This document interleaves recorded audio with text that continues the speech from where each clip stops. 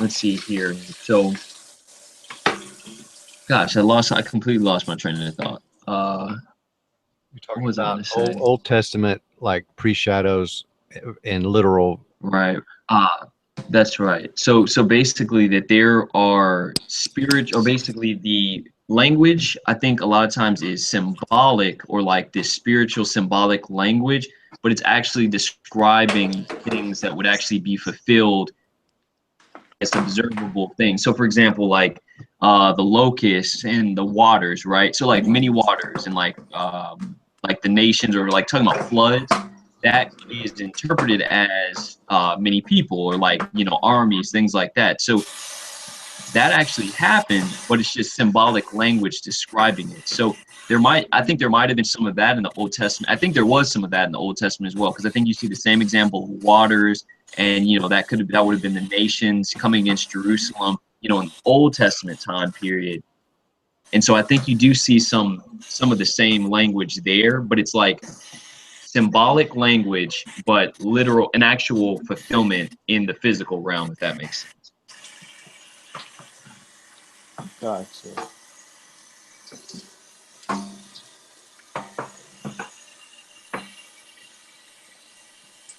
Because I could imagine, like, you know, once you start talking about, full preterism, like a lot of things people could bring up, Mhm. Yeah, I've got my list of just kind of timely statements or verses that look to like indicate full preterists, and I think I'm up to like 62 different verses now. Hmm. Yeah, I have like a nice little notes, like in my iPhone, a whole bunch of verses. And, I mean, it's all over the New Testament. Like it's funny. I was showing my the same guy that I work with. He was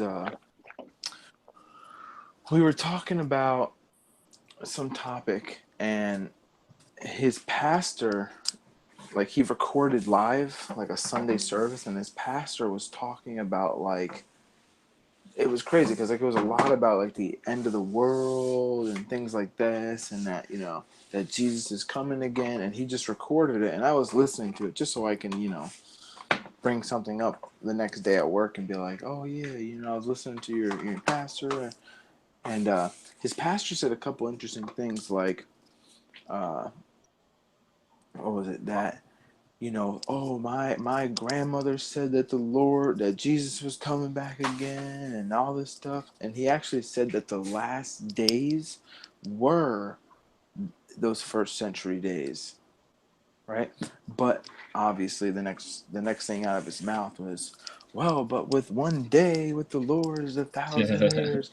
And so I Right. had brought that up to the guy I work with, and I was like, "Hey, you know how, like, what your pastor said? Like, I agree that the last days did start in those first century days, but the thing that I would have to say is that the Bible says that the time of Jesus' coming was near." And then I showed him, Balaam.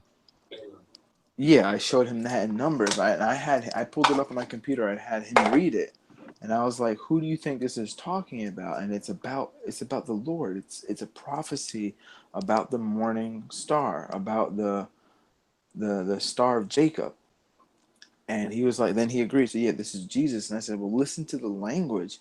It says that it was not near, and the time period, that's 1,500 years before Jesus. So the Bible is using language, like, God knows how to tell time in that aspect. Like, he's not going to be like, oh, the time, but like in the New Testament, oh yeah, the day of the Lord is near and all this stuff, Well, that's but then really be 2,000 years in the future. a very powerful comparison, but I've never heard it refuted yet. No, I think the only thing is you can say, like, that there are instances where it might be like maybe like 50 years off, or like something like what Jeremiah might have said, that oh, it's near, but it might have been like, you know 100 years or whatever. I don't really know the exact time statements. Maybe they can say something like that, but I mean, stretching it more than 1,000 years is kind of, you But know I've never heard that argument anywhere other than just this panel. Has anybody else said that and know about that?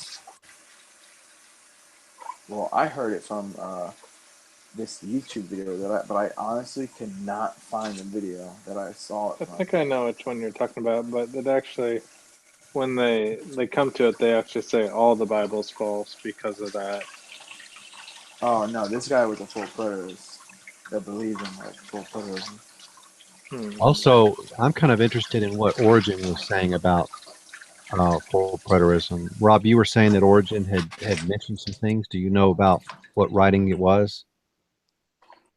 He was having a debate with, is it Eusebius?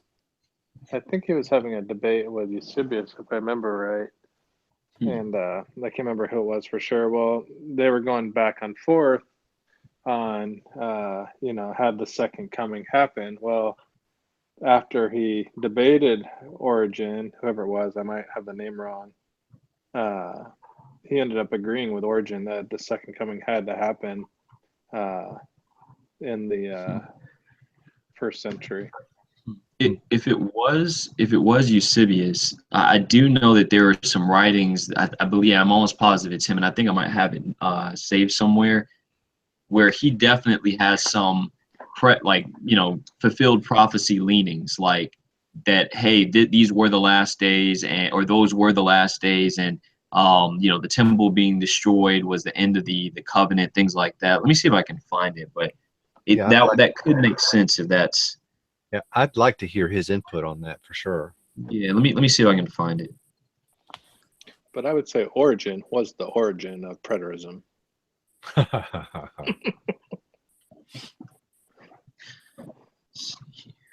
He was also, my understanding is, quite Gnostic in his belief system, not like the Gnosticism that they burned all of their Gnostic stuff. So all we have to go by is what the adversaries of Gnosticism say about Gnosticism. But my understanding is that he was somewhat Gnostic. Yeah, my memory is not the best. I forget what Gnosticism means. That means like that, something to do with like. It just means Did I lose? knowing, having the knowledge. Kind of like what the New Testament says about, he'll open your eyes or it will be revealed to you. It's not something that you can obtain on your own, kind of thing. But then the adversaries of Gnosticism go way out, and so we don't know what they truly believed, because all we have is just the proponents of that, and not, or the opponents of that, and not the proponents. Mm-hmm.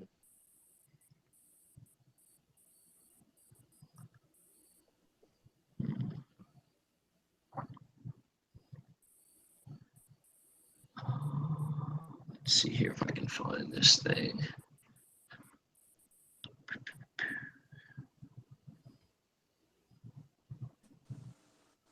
Kind of like when we had the Cathars and the Roman Church just sort of wanted to obliterate them. A lot of people on YouTube, and just like I can't remember his name. Is it Michael? That was saying that Rome is the one that invented preterism, basically, in the to get people off Rome's back. That Rome wasn't the beast. But I mean, their adaptation of preterism still stands today. It's basically partial preterism. Right. It would just be shooting themselves in the foot if they were going to try to promote full preterism, because futurism and the fact that the Lord is still yet to come and stuff is really opening the doors for people to come in through fear and stuff like that. That's what they would want more of. I think it's more, that lends to the money making too. If Christ is still to return, that money making system is more in place.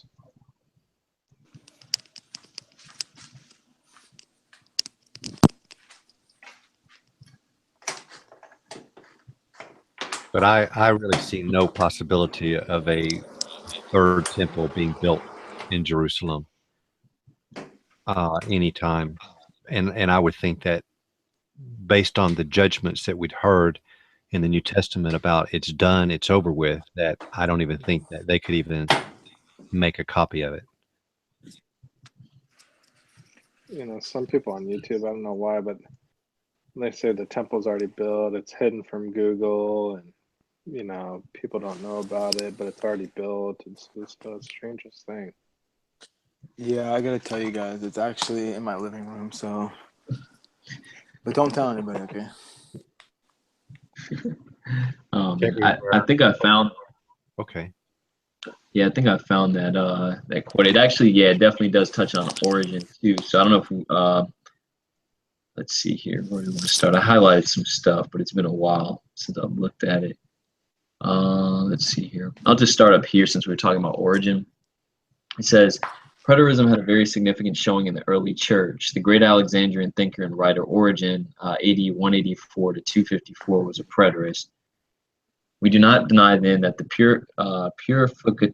purificatory fire and the destruction of the world took place in order that evil might be swept away and all things be renewed. For we assert that we have learned these things from the sacred books of the prophets. But according to Sellus, the Christians making certain additional statements to those of the Jews assert that the Son of God has been already sent to the Jews, and that the Jews, having chastised Jesus and given him gall to drink, brought upon themselves the divine wrath. And anyone who likes may convict this statement of falsehood, if it be not the case that the whole Jewish nation was overthrown within one single generation after Jesus had undergone these sufferings at their hands. For 42 years, I think, after the date of the crucifixion of Jesus, did the destruction of Jerusalem take place. Then, let's see here. I think this kind of gets into Eusebius as well. So it says here, I'll just read from this part. More importantly, Origen was not alone in this opinion, nor did it originate with him. Sellus cites other Christians as taking the view that Christ returned in vengeance upon the Jewish nation.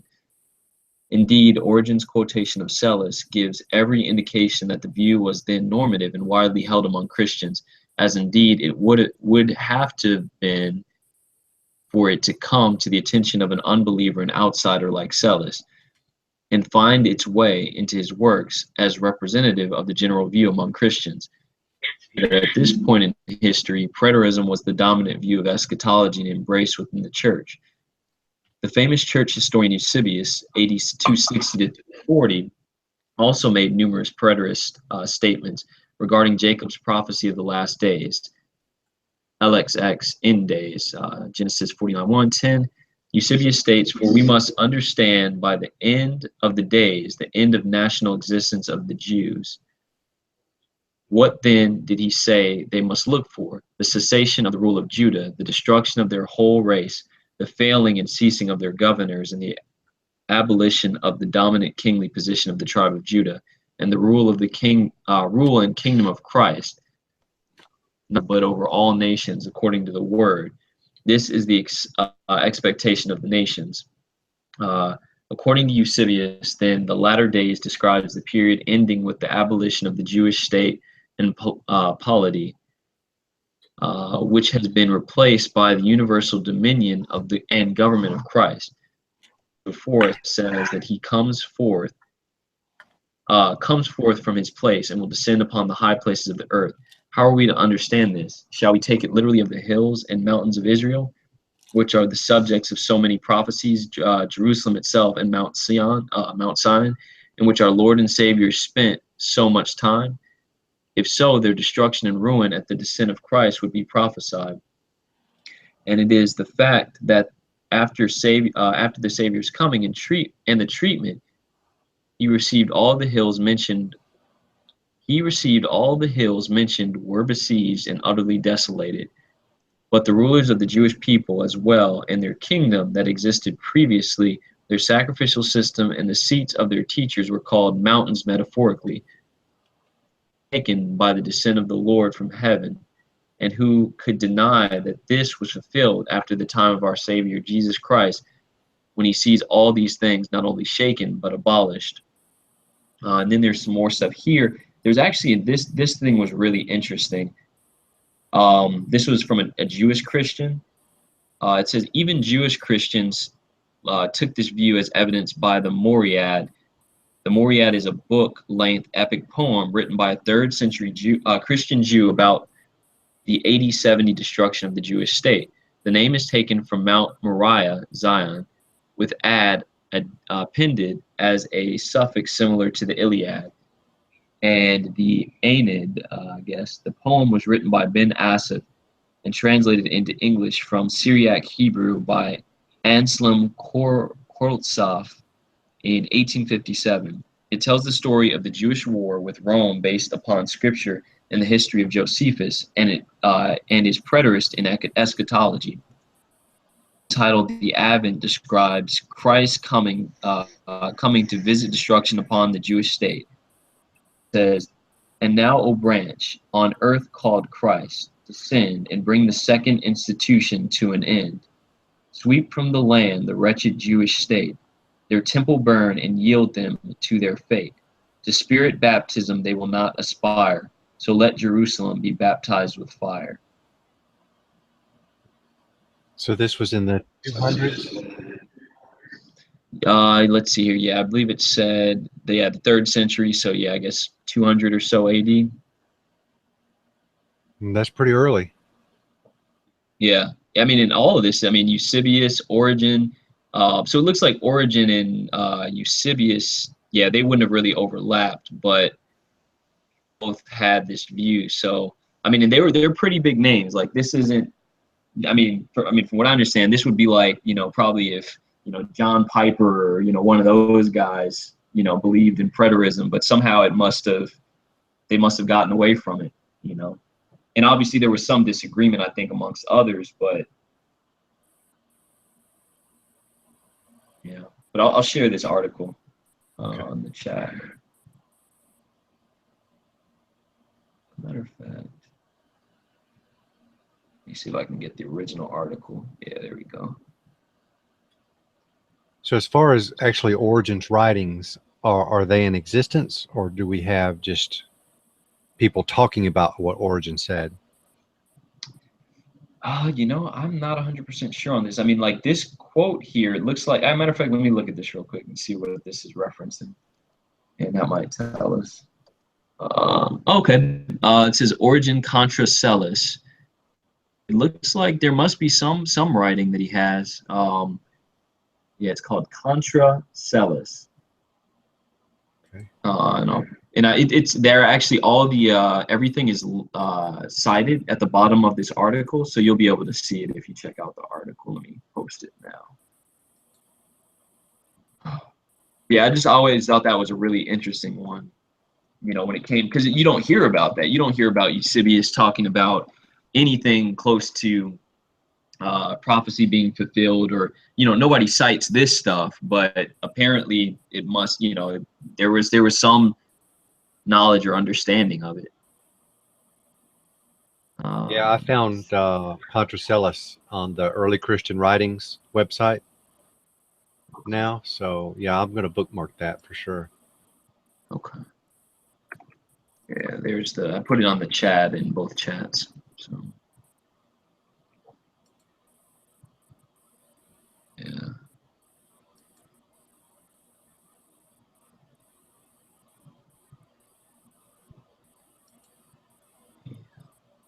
Yeah, but I just think it's one of those things where, I mean, it shouldn't be surprising, I guess, that some of the people that were closer to this time were able to recognize it, but then I'm sure just as time goes on and, unfortunately, you kind of do get the telephone game effect and, people, Right. saying this and that. And then, of course, there's a desire to want to see Christ come in the clouds. And so then emotion, it's not just misinformation. You get misinformation mixed with people's emotions. And then that can be a recipe for disaster. Right. And the coming in the clouds, like, what do these people expect? You think it's going to be like Goku in Dragon Ball? Like he's going to actually be riding a cloud and like he's going to be so tiny up in the sky. Like how's everybody going to see him? You know, it just doesn't make sense. And then, you know, No, it goes on your iPhone. Come on, man. oh right, everybody's gonna be able to see him because they're gonna have cameras on them. Oh, no, it's the TV. It's all going to be on the news, and everybody is going to have a TV. Even the Everybody has to have a squad. TV at that point, you know. Even the people Yeah. down on Amazon. Right? I Because mean, I'm- you know all the world has to know. You know.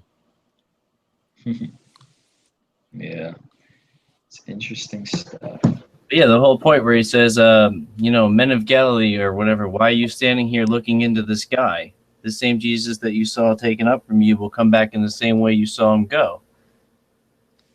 Well, to me, Silver the Surfer. way that he went was they didn't actually see him go into heaven. He got, you know, some clouds got in the way. So to me, that means that he'll be coming back in the clouds, the same way you saw him go. You're not actually going to see him, you know? It doesn't say clouds got in the way, though, right? No, it does say that, actually. It says, Does it? Well, all right. What verse is that? Acts what 2:1? I'll have to find it.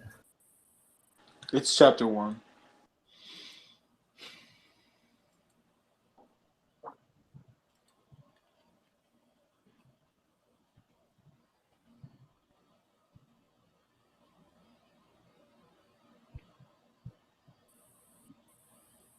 All right. It starts, I guess, in verse 6. It says, so when they had come together, they asked him, Lord, will you at this time restore the kingdom to Israel? He said to them, it is not for you to know times or seasons that the Father has fixed by his own authority, but you will receive power when the Holy Spirit has come upon you, and you will be my witnesses in Jerusalem and in Judea and Samaria and to the end of the earth.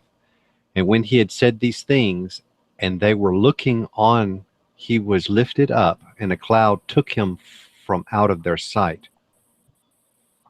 And while they were gazing into heaven as he went, behold, two men stood by them in white robes, and said, Men of Galilee, why do you stand looking into the heavens? This Jesus who was taken up from you into heaven will come in the same way as you saw him go into heaven. Right. And The cloud as got in the way. they were looking up, They were looking into the sky, and that's what they were being flagged for. into heaven? Yeah. So he got, see, it was, you know, they didn't actually see him go. The clouds got in the way. It said that very specifically before that. So he went up, and then some clouds got in the way, and then... Well, it said a cloud took him out of their sight. It almost could be like the cloud How sort else of. did you take that? A cloud took them out of its sight? Like that is totally like a cloud got in the way. Right? Like if he goes into the cloud and you can't see him anymore, well, he's out of your sight. So Or the cloud. the same way in which you saw him go. Well, you didn't see him go into heaven. He went into the cloud first, and then he went into heaven. You didn't see him go into heaven. You saw him go into the cloud. I still don't get why he couldn't have come down physically in 70 AD in that same manner. Well, I was just saying, it makes perfect sense to me. Like, he's going to come back in the same way that you saw him go. Well, answer, they didn't see him go. He went into a cloud, so he'll be coming back in the clouds. Yeah, but it says he went up. Even if he went into a cloud, he still went up. Yeah, I have no doubt about that. So if he went up, why not down? Okay, but where's the verse to support that? It's implied that he went up. And then it Yeah, also what goes says up? that How are you going to imply also, that down? Like, and also says that he would stand on the Mount of Olives. okay, That's Zechariah 14:4.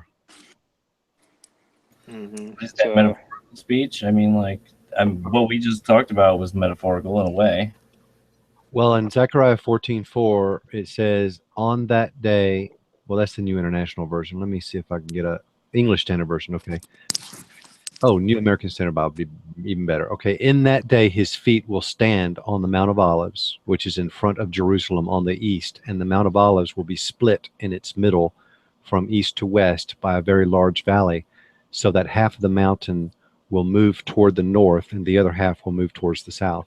So what if that was metaphorical? There again, I mean, I don't know about feet, and I can see, metaphorical language about feet as well as No, just literal. like they were split. Like you got part of these guys over here, you got the zealots over there. You know,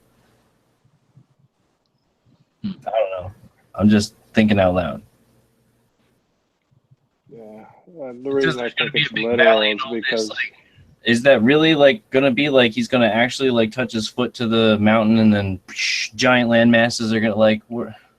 Yeah. yeah, That's that's I why I guess. think it is literal. It's because the land masses did No, I'm move. just saying he doesn't normally do things that like defy the physics that he set up. Yeah, he has in the past, like splitting the sea and stuff, but you know, the Red Sea, but you know, making all the water gush out of a rock. But he doesn't seem to do that kind of stuff anymore, to me. And it's been a long time since I've seen like anybody be like, "Oh yeah, look what God did," like not that long ago, because he doesn't do stuff like that anymore. You know, because now Jesus, right? He used to speak to us in diverse ways and manners, you know, well, them back in the day, but not anymore, because now we're in the new heavens and the new earth, and there is no need for any of that old stuff. It's all done away with. So what do you think about Zechariah 14:5? Right after that splitting, it says, "You will flee by the valley of my mountains, for the valley of the mountains will reach to Azel. Yes, you will flee just as you fled before the earthquake in the days of Uzziah, king of Judah. Then the Lord, my God, will come, and all the holy ones with him." Oh, Hmm. interesting. So, to me, that honestly sounds somewhat like basically when he tells them to flee, you know. Mm-hmm. And then like the timing on that, I believe would have been not too far before, like the timing of which they would have fled. I don't think that would have been too far before the time when I believe that they were gathered together. And then when it talks about holy one, which verse is holy ones? I'm just trying to find it. Zechariah Oh, set apart. 5b. Right. So set apart ones with him. So speaking of like, so it just says set apart ones, and I used to believe that that was saints. And I'm like, okay, well, his saints coming with him, but that would mean they'd have to, you know, like they would have already had to be with him. But if I look at this and how this is used in the other verses that talk about his coming, I believe it's talking about the set apart messengers, or you know, set apart angels, set apart messengers coming with him, and then that's when they would have actually been gathered, from my perspective.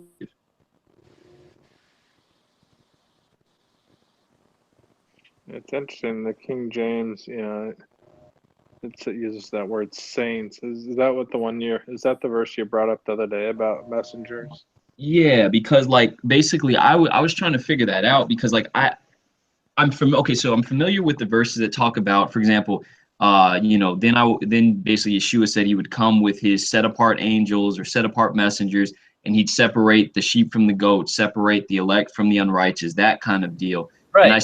there's this phrase set up, Yeah. yeah, and so there's this phrase set apart messengers, but then I'm looking at I was looking at like Jude, where it just says when he comes with the set apart ones, and I'm like, well, is that talking about, and like in most Bibles have saints there, and I'm like, well, is this talking about something else? You Right. know, Well, that's the point I was trying to make a couple weeks ago. It says saints in all of the King James and stuff, but otherwise, Right. other places it says holy ones, which can be confusing, and that's why we went through the whole set apart ones thing. Right. And the thing is that that word is the same. I mean, it's the same word for holy ones or set apart ones. And ultimately, what I think is that, like in the situations like Zechariah, and then there's a one with Paul, or I think Paul might have one, and then Jude I think has one. I think he's basically inferring the set apart messengers, because that would line up with what Yeshua said when he comes with his set apart or holy messengers, or his holy quote unquote angels. So I just think that they're leaving off the set apart angels. Like that's not needed. But if you look at the context of every other verse that talks about Yeshua's coming, he's not coming with the saints because they're still on earth. He's coming with his set apart messengers to gather the saints from the four corners of the earth, as you see in Matthew 24. So that's what I'm thinking here. And actually all of those verses. Those are the, I guess you'd say, the reapers.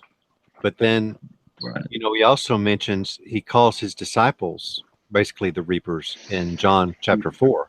Right. But the thing is, like, I guess the differentiating factor there that I'm seeing is, so like if you look in Matthew 24, I believe he says he's coming with his messengers, and they would gather his elect from the four corners of the earth. So at that point, that would be like saying the disciples were gathering the disciples to Christ. And so, like, if Yeshua's coming from heaven or coming from the heavens, and he's gathering his elect to him, then I would have to, for me, it makes more sense if the messengers who he's coming with are those with him in heaven, and they're going to gather the elect and bring them to where Christ is, because the disciples aren't in heaven yet. So that's thoughts I have on that. Yeah, that's it. That's where it gets complicated. Definitely. I don't think it's that complicated. I think No. I mean, I'm in agreement with you. Like that. That makes perfect sense. But I'm also gonna maybe think slightly in a different direction, where it's like, all right, well, what if? Yeah, because there are statements where it says like those that are in heaven. It's like, all right, wait, how are they in heaven already? Like, how did we get this far? Yeah. It just matters, if you believe in angelic or spiritual messengers that come with Christ. It does. I do believe that at the moment still, I do believe that there are angelic messengers. But on the flip side, I do not believe that there are evil, malevolent ones that go around ruining our day against God's will. All angels work for God, so they're none of them are fallen or whatever. That kind of thing. Here's another one. I just say I found it interesting when I saw a video on the throne guardians, and that's mentioned in Ezekiel, and I think it's in Isaiah as well. It talks about the cherubim and the seraphim and all these different things, but the imagery that they have of the specific animals that they have are the exact same types of throne guardians that you had for the Egyptian gods and for the Babylonian gods. So in a sense, I don't know necessarily about these cherubim or seraphim if they should really be taken literally, because of what I had seen is that imagery is they're showing, you say Egypt and you say Babylon that you have throne guardians. Well, our God has throne guardians too, and they look like this, sort of like, in a figurative language, if that makes sense, because the imagery of the snakes and the lions and the griffins and all these different things are the exact same imagery that the Babylonian throne guardians had, and the Egyptians as well, and I believe Persians as well. Yeah, definitely interesting. It definitely seems to be some crossing over of intermingling of ideas, but it makes me wonder if God was the originator, then they kind of took over those ideas and incorporated into them. Well, yeah, I see that point that, okay, well, the children of Israel sort of just incorporated those things into their theologies from different places. And so that's really just a patchwork of all these different nations. But then also, I could see it another way, is that the children of Israel were trying to express the deity of their nation and their God, the true God, by using the language that the Egyptians would understand and using the language that the Babylonians and Persians would understand. Because I also see in the New Testament where Jesus is using language for people, he's using everyday things like bread and water and stuff like that, and he's using that to express to them so that they might be able to understand through simple things some of the complex spiritual things. But not, you're right, but not everybody gets it, but yet he's still using that type language for them. So I can see both sides of the argument, but I don't believe that God is just a counterfeit patchwork from all these different nations. So I would have to lead towards the other way, is that they were trying to use the language of the other nations to try to express what God was like. I was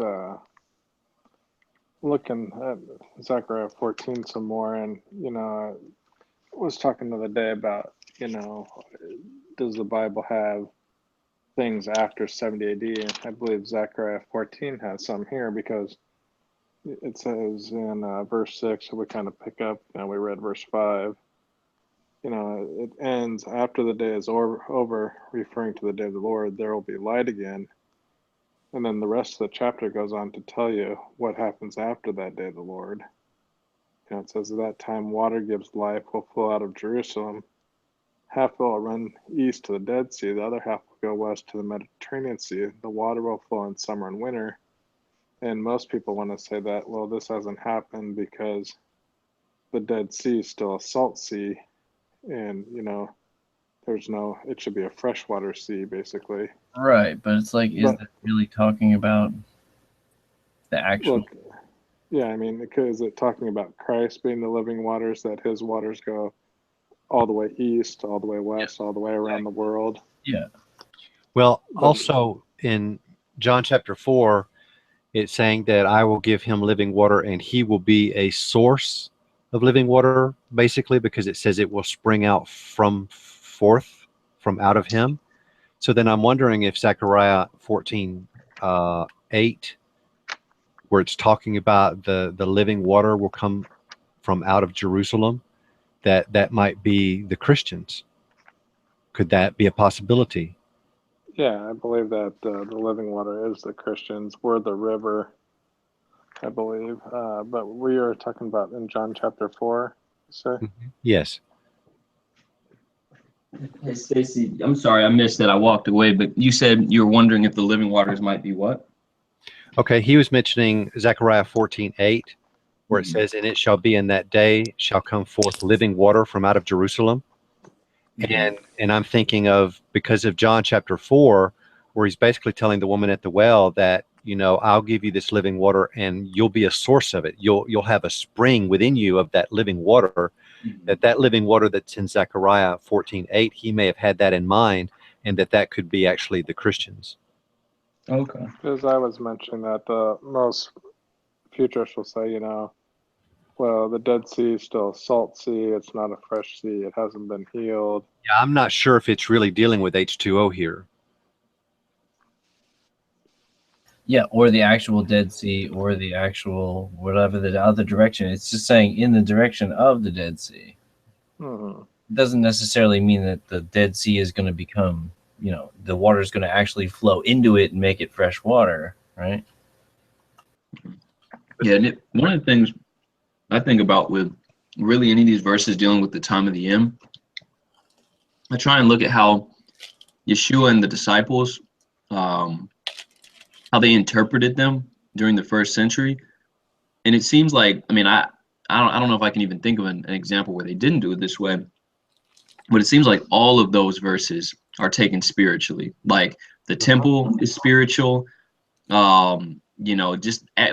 everything seems to be spiritual. So like when I look at these, I would really first assume, like if it's talking about the time of the end, I would assume that there has to be some spiritual interpretation. Now, maybe it once again, it was possibly carried out in some way, visibly on the earth, maybe, but I would lean towards spiritual first before any kind of physical, like, Dead Sea or shaping of the earth, because Yeshua wasn't concerned about those things. Right. Like the other thing, it says first you have the destruction, then the kingdom, right? Well, the kingdom doesn't come; it comes without observation. So if you saw everything getting annihilated, you'd be like, oh, yeah. Are you still with us, Zach? Is Zach still here? Sorry, I didn't mean to cut you off or anything. My bad. oh, good. I was just saying, and because Zach was asking, how would you maybe show people full preterism? Well, 14 is pretty powerful, Zechariah, because you have the day of the Lord in verse 7. It will be a day like any other, unlike any other. It'll be day only known to the Lord. Well, then if you jump down to the end of verse 10. It says, and it will remain in its place. People will live in it. Jerusalem will never be destroyed again. It will be secure. So, I mean, evidently, there are people living in Jerusalem after the day of the Lord, and they won't be destroyed again. See, I want to see. Oh, go ahead, Stacy. I was just going to ask a question, because while we're talking about dating, I thought it was relevant to put this. But I heard on Sunday, my pastor was talking. I mean, we're in the Gospel of John and it's exposition, so we're in 18, and we go verse by verse. But he had mentioned about John was written in 90 to 95 AD or something, and I'd never heard such a late date for John. And I know that we've talked about dating of Revelation, but I'd never heard us talk about the dating of John. And it seemed to me that if John was written after the destruction of the temple, that would have been an appendum to the gospel itself, and we don't have that. So have you guys heard of that, or what would you guys say of the evidence that they use for such a late dating? The only evidence I've seen that they have for a late date is from Irenaeus, which is very unclear because they're unsure whether he's talking about the revelation was seen not that long ago, near the end of Domitian's reign, or John. But it makes more sense to me that it would be John that would be seen, you know. So are you saying that the same single verse that Irenaeus is using, that they're using to point to a late date of Revelation, is the same verse that they're using to point to a late day of John? Perhaps. I've never heard the John thing either. I've only heard the Revelation, which is written by John, right? So I'm talking about the gospel versus the Revelation. Right. No, I haven't heard that the gospel was written after, like, that wouldn't make sense at all. That's no. Because it would be a proof point to show, the destruction of the temple, just like Christ had said. So I just don't see how the gospel could have been written after 70 AD. No, yeah, and yeah. It just didn't make sense to me, but I didn't know if there was, if it was so skimpy evidence like the dating of Revelation is, that a lot of people just don't realize, and they take it for granted. They say, well, these smart people say that it was written in 90 to 95, so I guess, they're right, without really looking at what evidence they had. Mm-hmm. What is this you're looking at, Armand? Oh, I was looking at that thing about Papias, or I was trying to find that, what was it about Papias, who I believe was earlier than Irenaeus, but he basically disagreed with basically what Irenaeus believed in terms of John living to that time. Let's see. Oh, okay, contradictory evidence. So Papias lived. Wikipedia. I was just gonna say, Okay. Wikipedia has John 90 to 110 Yeah. So for what is it? the gospel writing. So Papias. So when was Irenaeus? Let me see where. Okay. Ignatius was C35. Let's see here. 17. Okay, so basically this would have been it. So C60 to 130, Bishop of Hierapolis. Let's see here. Oh wait, I'm sorry. This is Irenaeus here, I think.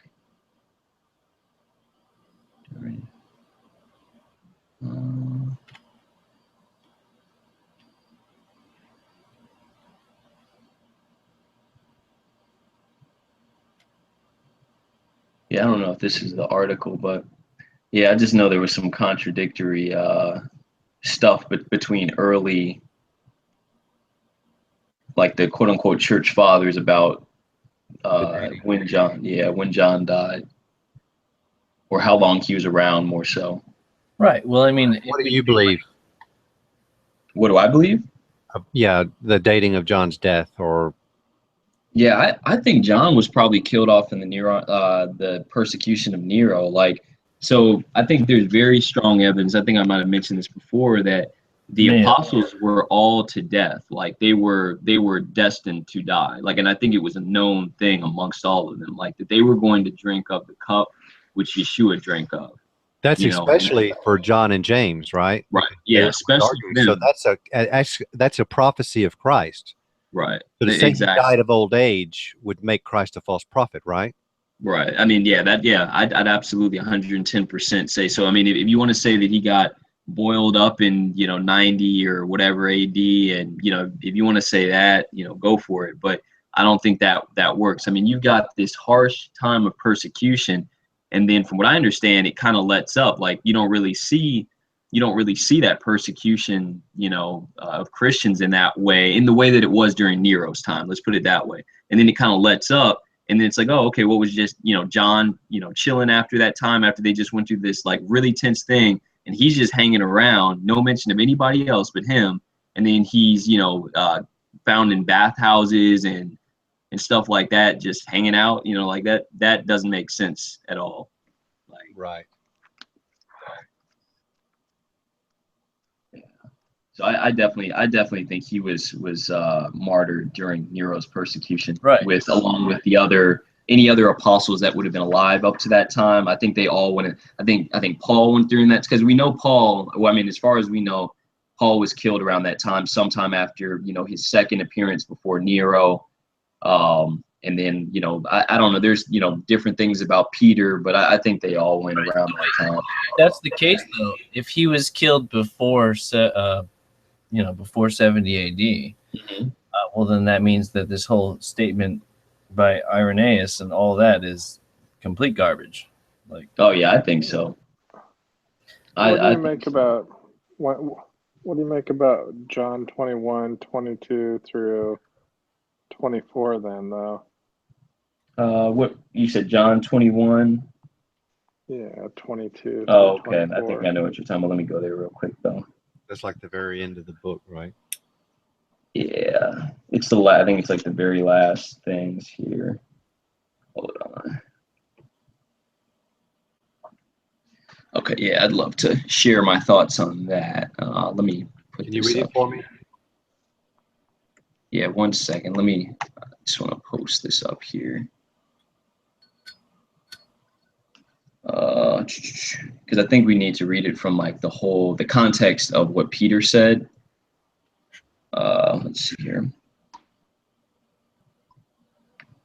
Okay, so maybe we should read it from 15 just to have like full context of it. Okay.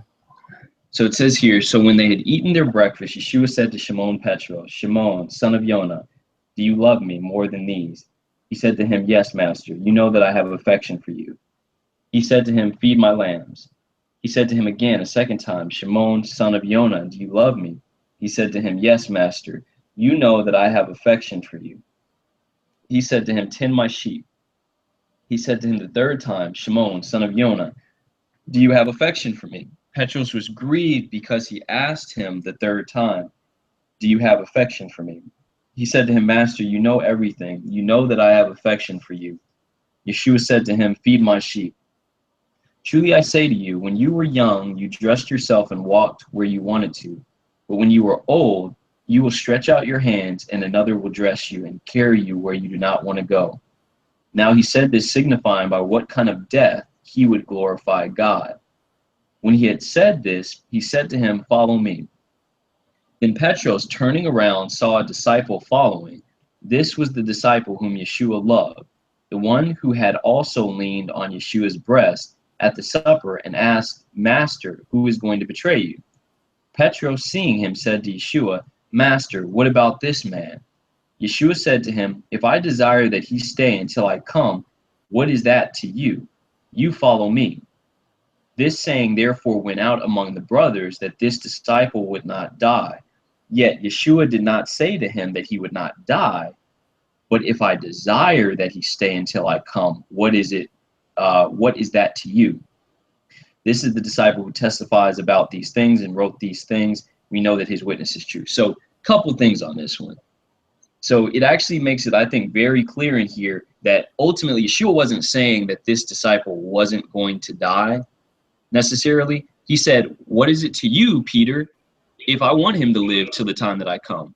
That's none of your business, basically. So he wasn't saying that he wasn't going to die, but of course, what is it? I think the rumor kind of went out that, oh, this disciple's not going to die. This disciple's not going to die. Right. Right. So that's why it's used for the opposite side, where they say like, oh, see, he did make it past there because of this verse. Right. Yeah. So that's one thing. The other thing is I have my doubts that the Apostle John was actually the one who wrote this book, or who wrote the Gospel of John. Like I really do. Like, especially when it comes to the disciple that Yeshua. Oh, go ahead. No, go ahead. It probably. I've heard that before. You know, there's three different possible authors, and Lazarus was one of them.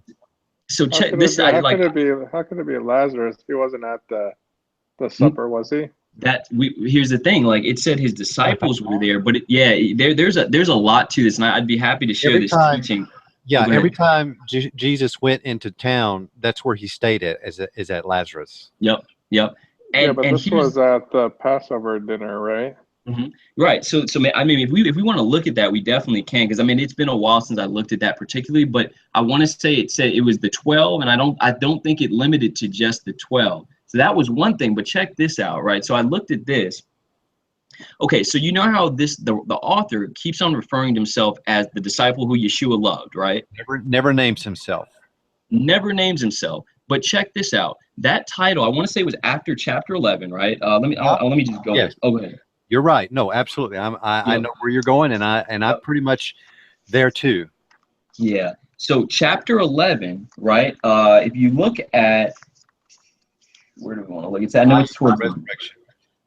right. Well, it's that, but actually, it's even before that. So Not Lazarus, right? yeah, let me read from verse 1 just so I can kind of catch it, because I know it's within like the first like 6 verses, I think. So John 11:1. Now a certain man was sick, Lazarus from Bethaniah of the village of Miriam, and her sister Martha. It was that Miriam who had anointed the master with ointment and wiped his feet with her hair, whose brother Lazarus was sick. Stop for a minute. Yeah. Okay, so obviously you can see here that they are at Lazarus's more than likely, because Miriam is there. Mm-hmm. They're anointing the feet of Jesus. So where are they at? Let's see here. And I think they might be there, because I think either it's here or before there. They were traveling there because they heard he was sick, but I can't, let me see. I don't remember the full It context yet. says there where Mary and Martha lived. Right. Okay. And so Lazarus, Right. Mary, and Martha lived together. So Right. obviously right here we have that this is where Jesus would go to, at least on one Mhm. occasion. Why Yeah. not? This is where he went to most of the time. Lazarus was very well off. Yeah, he definitely was. And that was a whole nother, just to touch on that real quick, the disciple who Yeshua loved was also the one who he had his mother go, said, hey, behold your mother and behold your son. Like, so he was supposed to take care of that person, or basically he was supposed to take care of Yeshua's mom. Lazarus was well off from what I understand, so that could also fit. It could make sense. John didn't have a pot to piss in, Yeah. but Lazarus did. And so Lazarus was also highly esteemed, so that when you go into chapter 18, where it's talking about the where Right, the Jesus friend. goes before Ananias and stuff, that Right. that disciple whom Jesus loved was able to walk in and out of there. Right. Whereas everyone else didn't have that kind of access. So going on, I think I was in verse 3. The sisters therefore sent to him, saying, Master, behold, he for whom you love is sick. But so he for whom you love is sick. But when Yeshua heard it, he said, this sickness is not to death, but for the esteem of God, that the Son of God may be esteemed by it. Now Now Yeshua loved Martha and her sister and Lazarus. When therefore he heard that he was sick, he stayed 2 days in the place where he was. So I just want to stop there real quick. So verse 3, Yeshua identified, or basically it says, Master, behold, who for whom you love is sick. So he's identifying, the scriptures here is identifying a love for Lazarus. Verse 5, it's also identifying a love for Martha, his sister, her sister, and Lazarus. And then if we go down to where Yeshua actually raises Lazarus, or actually before that, let me see here. Where is that at? Teacher is calling you. Coming to the village. So weeping.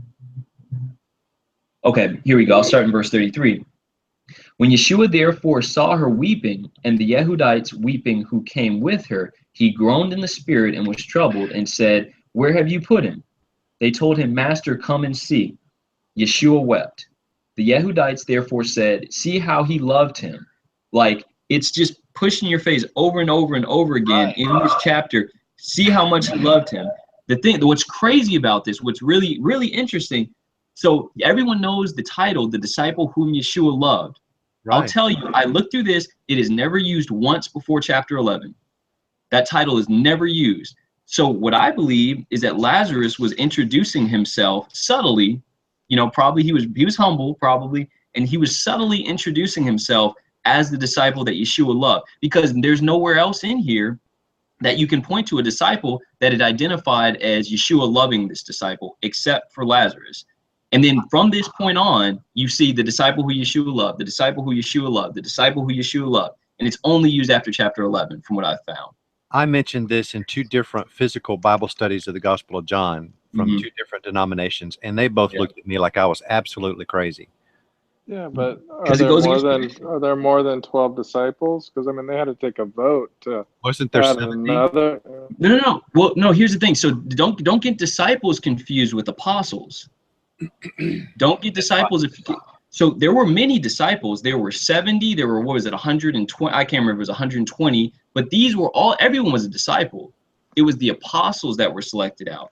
Lazarus absolutely was not an apostle, but he was definitely a disciple. I thought when they took the vote, it listed them as disciples. You're talking about Acts when they were electing Barabbas, was it? In Acts? Here, I'm gonna do this real quick, just so we can see that there's more disciples than just let's see here. I think it might be Luke 10 is at least one example, but like basically you'll see throughout the scriptures that over and over again, like the believers are just called disciples. Like let's see here, where are they at?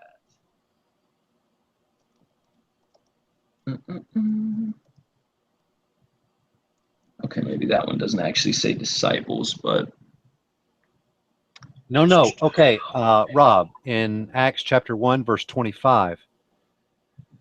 Let me back up a little bit. Let me back up to 21. So one of the men who had accompanied us during all the time that the Lord Jesus went in and out among us, beginning from the baptism of John until the day he was taken up from us, one of these men must become with us a witness to his resurrection. And they put forward 2, Joseph, called Barsabbas, who was also called Justus, and Matthias. And they prayed and said, "You, Lord, who know the hearts of all, show which one of these 2 you have chosen to take the place in the ministry and apostleship from which Judas turned aside to go to his own place." So here it doesn't say disciples, it says apostle. right. And here's another perfect example that the disciples were not limited to the 12.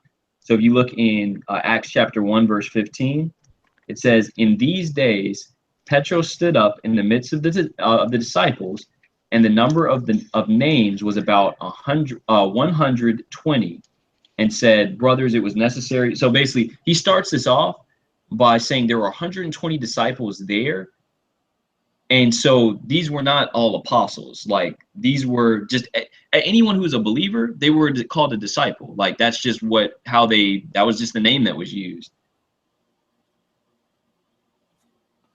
Yeah, and I bet you. Well, So maybe we can pick up where we left off then.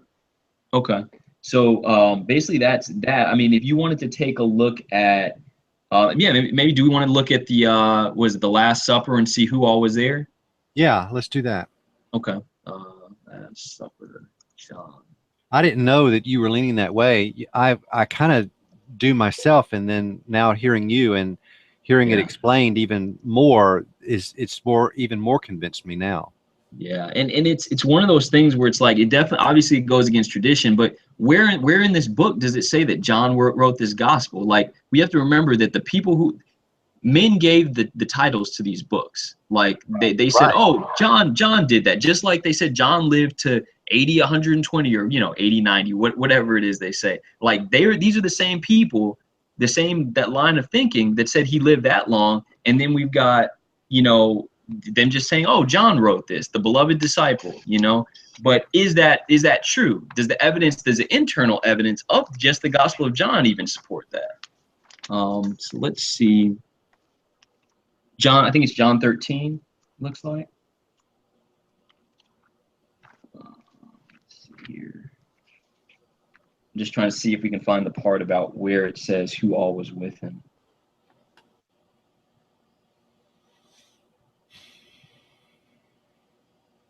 Yeah, it says right here in Mark 14, when evening came, Jesus arrived with the 12 disciples. Okay, but that's in Mark. So, and does that mean that those are the only disciples there? Well, I mean, one would certainly take that to mean that. Okay, hold on one second. And it says, one of you, while eating with me, will hand me over to my enemies. Hold on, let me look at this real quick. And then when they had to replace the one, or that one,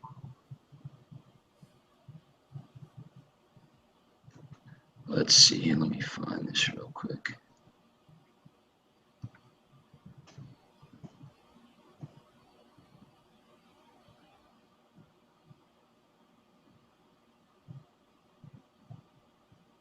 Hold on.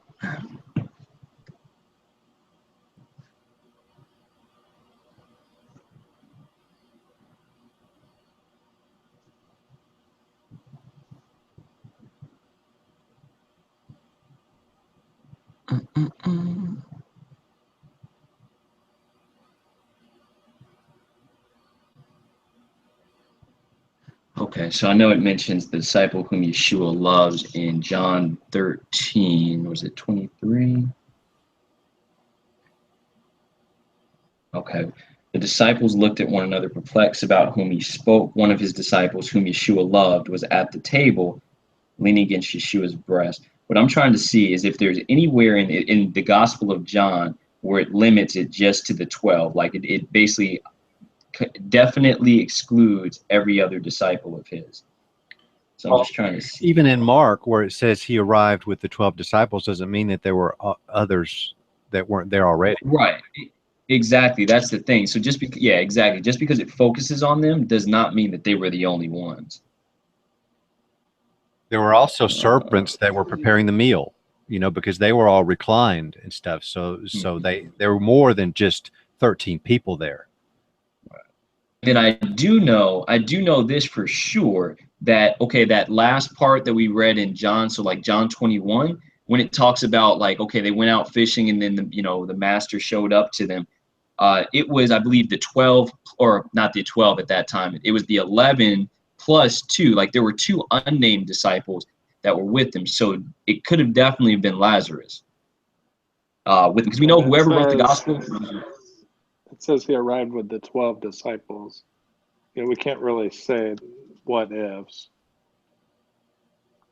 Right, said but what the ifs? the absence of the Right. text does not mean that you have to exclude it and say that there were only 13 people there. Right. Because if I arrive with Zach to a party, doesn't mean that the party only consists of me and Zach. Right, but if you look at what it says, Well, I desire to eat with my disciples, not that a whole bunch of other people.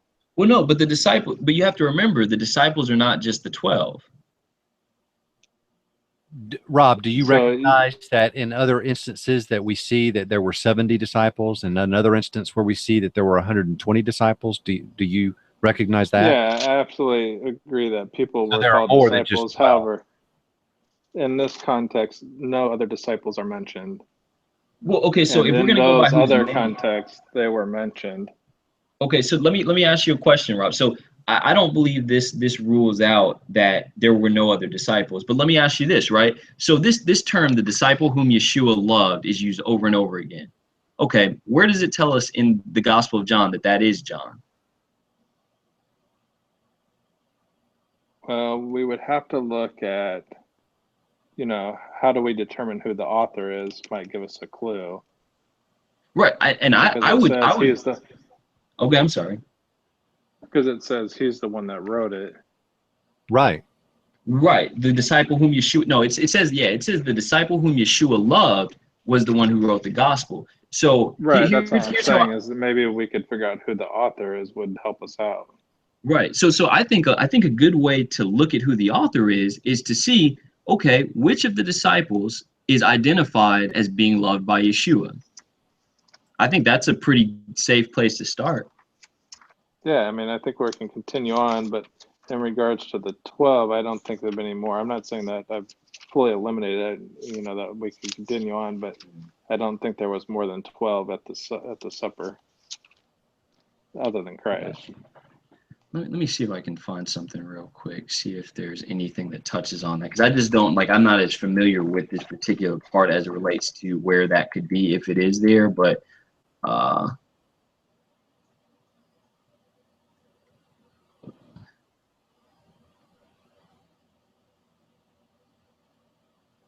one second.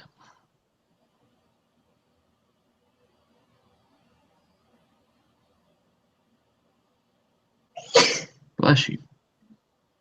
Let's see here.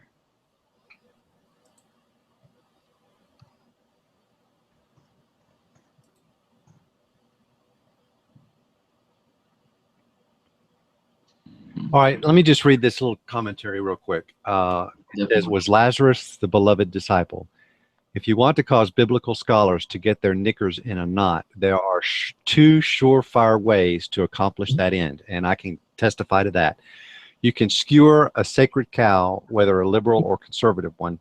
You can propose a theory that requires one to believe in the possibility of the miraculous to even entertain the thesis. If you can accomplish both with one theory, well, you've created a Malak's moment. I seem to accomplish this in the last SBL meeting in November. It says the historical figure of the beloved disciple in the fourth gospel. The problem with the traditional ascription of, hold on just a second, let me enlarge this text. Okay, it says, the problem with the traditional ascription of the gospel to John Zebedee. Martin Hengel and Graham Stanton, among other scholars, have reminded us in recent discussions of the fourth gospel that the superscripts of all four of the canonical gospels were in all likelihood added after the fact to the documents. Indeed, they may originally have been added as document tags to the papyrus rolls. So in other words, who this was about or something like that. Even more tellingly, they were likely added only after there were several familiar gospels, and the phrase according to is used to distinguish the particular gospel from one of the well-known ones. One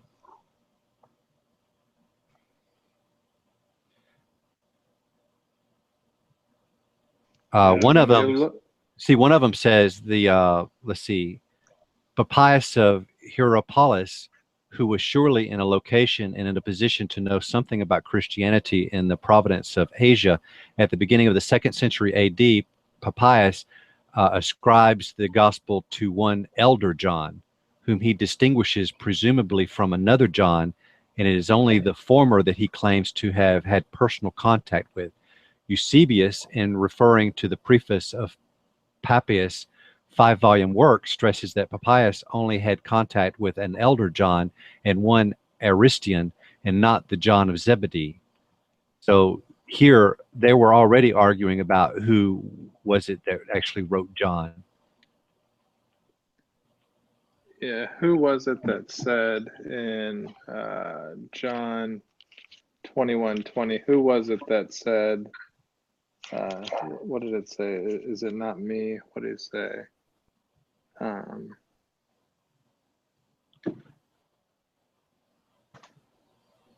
Okay, yeah, it says when Peter saw the disciples.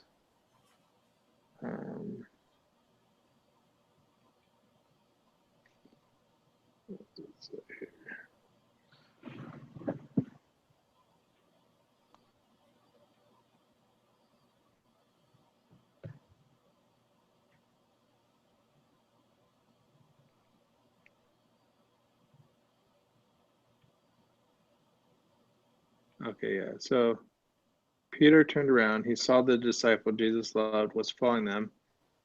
He was the one who had leaned back against Jesus' supper. He said, Lord, who is going to hand you over to your enemies? So he leaned against the back of Jesus, right? And he asked, who is going to hand you over to your enemies? So if we can pinpoint who that was, we would have a better idea. And if we look at I have a couple thoughts on this. If we look at Matthew 26, it says, when the evening came, Jesus was at the table with his 12 disciples. While they're eating, he said, what I'm about to tell you is true. One of you will hand me over to my disciples. So in Matthew's account, it doesn't tell who asked that question. So one of my quick thoughts is that you're at a dinner table and you're sitting at the table. Now, how does your back lean against Christ if you're at the table with him? Well, because they were reclined. I mean, they reclined when they ate. Like they were, I mean, kind of almost on the ground. They like, from what I understand, like, and they reclined when they ate. So it was kind of this like sit lean kind of thing. And Eastern culture, they're closer to each other in terms of their personal bubble. And so he could have No, reclined I'm or saying leaned. if you're sitting at a table, you're all around it. You're If it's not a really square sitting. or Wait. Where does it say? Does it say sitting at? Well, yeah, This probably. is reclined. Right, This is reclined. reclining. So they were like half laying, just like sitting up from a laying down position, basically for reclining. But this is interesting also. Okay. All right, listen to this. It says, if Lazarus of Bethany is the beloved disciple, this too explains the omission of the Garden Gethsemane prayer story in this gospel. Peter, James, and John were present on that occasion, but the beloved disciple was not. Right. It also explains John 19:27. If the beloved disciple took Jesus' mother into his own home, it is implied, this surely suggests some locale much nearer than Galilee, for the beloved disciple will show up in Jerusalem in John 20 immediately thereafter, and of course Mary is still there, according to Acts 1:14, well, after the crucifixion and the resurrection of her son. Right. So, Yeah, and for one thing, you're missing the prayer of the Garden of Gethsemane, where it actually is very clear who was there, and that is not in the Gospel of John. right. Yeah, and honestly, like even bigger than that, that's a great point, Stacy. But even bigger than that, this is not one of the synoptic gospels. Right. Like it's the one. So the others, I mean, well, the others were, I believe, written either by the 12 or by someone. Luke's account was probably had some influence from Matthew and Mark. I believe, there's tradition that says Mark probably wrote very closely to Peter, because it has a lot of points in there that are specific to Peter and his life with Christ. And then Luke was probably just working off of their work. So ultimately, it seems like the source of those three gospels was from a apostle standpoint, like from the 12 standpoint, or in one way or the other. Whereas if Lazarus did write this gospel, this would be a little bit different, because he was a disciple, but he wasn't one of the 12. He had a different lifestyle than the rest of them. And I mean, so, and you kind of see that in the writing, that it is different from the other gospels. Lazarus was very well off, because look at how many people actually came, and all the mourners and all of that took place, the burial of him, or the tomb thing, all of that shows that Lazarus was very well off. Right. And I guess I'm it still was confused about, because it says they came up to the table to eat. So I mean, they didn't sit at the table. No, like I mean, from what I understand, Eastern culture, like during this time, like they recline. Like I don't think it was a thing with like chairs. Like they more What than did they likely recline against? like pillows. yeah, pillow. They would have sat on like pillow kind of things, and it wasn't apparently this, and this is for me just reading like books on Eastern culture from back in the day, or even today. I think if you look at like in Middle Eastern countries, like they kind of have this sitting on the floor kind of thing. Hold on, let me see if I can find a picture.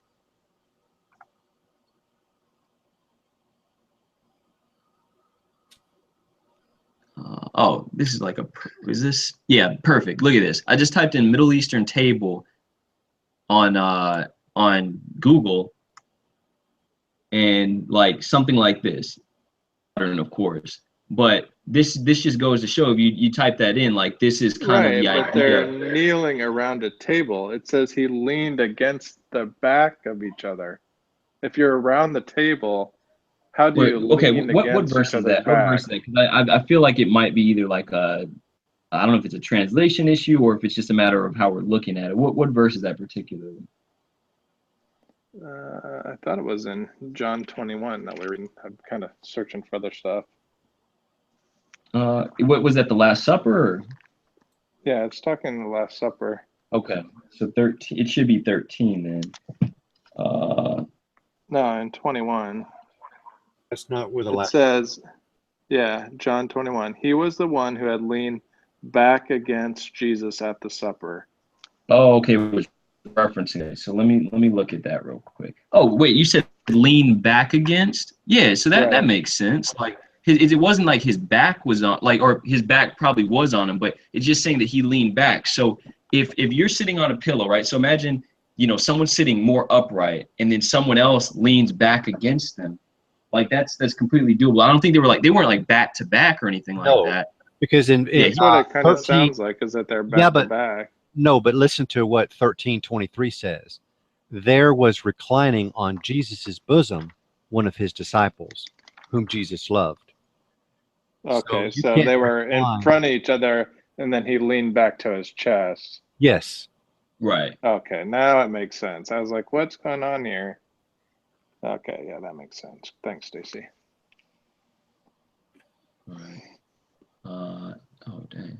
Okay. Yeah, and so one other interesting point is John chapter 12. Lazarus was with Yeshua 12 days before the Passover eating. So it says here, then 6 days before the Pesach, where Lazarus was, whom he raised from the dead, supper there. Martha served, but Lazarus was one of those who sat at the table with him. Miriam therefore took a pound of ointment of pure nard, anointed the feet of Yeshua, and wiped his feet. I want to see what this word is for sat at the table, because I think a lot of times I think that actually is just reclining. Let's see here. Oh, yep. Check this out. Check this out. So look at this. So they made him a supper there. Martha served, but Lazarus was one of those who sat at the table. But one of the ones literally is lie at the table. He was reclining here. So we have an instance already that that Lazarus was one of the ones reclining at the table with Yeshua. At the Passover? No, this was 6 days. This was 6 days before the Passover that Lazarus was with him. Now let's Because just if take you a look, little logic, common sense wise. Okay, so Lazarus, Mary, and Martha, they really love Christ, and they know that the Passover is at hand. Do you believe that they're like, well, you go, do the Passover on your own, and we'll do our thing? Or do you think that they wanted to fellowship with him because they loved each other so much? Do you believe that they would just say, oh, no, you just go and do your own thing, we'll just do ours? I believe that this was for the apostles only, because it specifically says apostles in Luke. In Luke, can you show me that?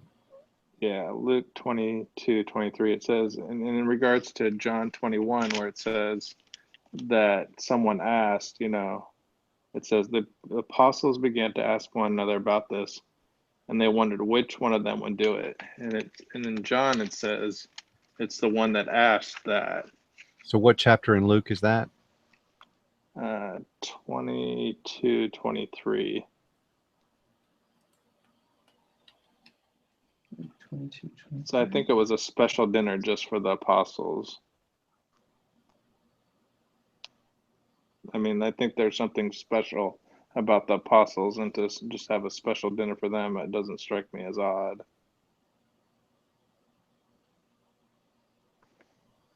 I mean, kind of like if you had a special dinner for a football team, it may just be the players and the coaches, or something. There's lots of. Where is it that it says it was only the 12? I'm looking at Luke 22:23 right now. Maybe try a different Bible. It just says in 14.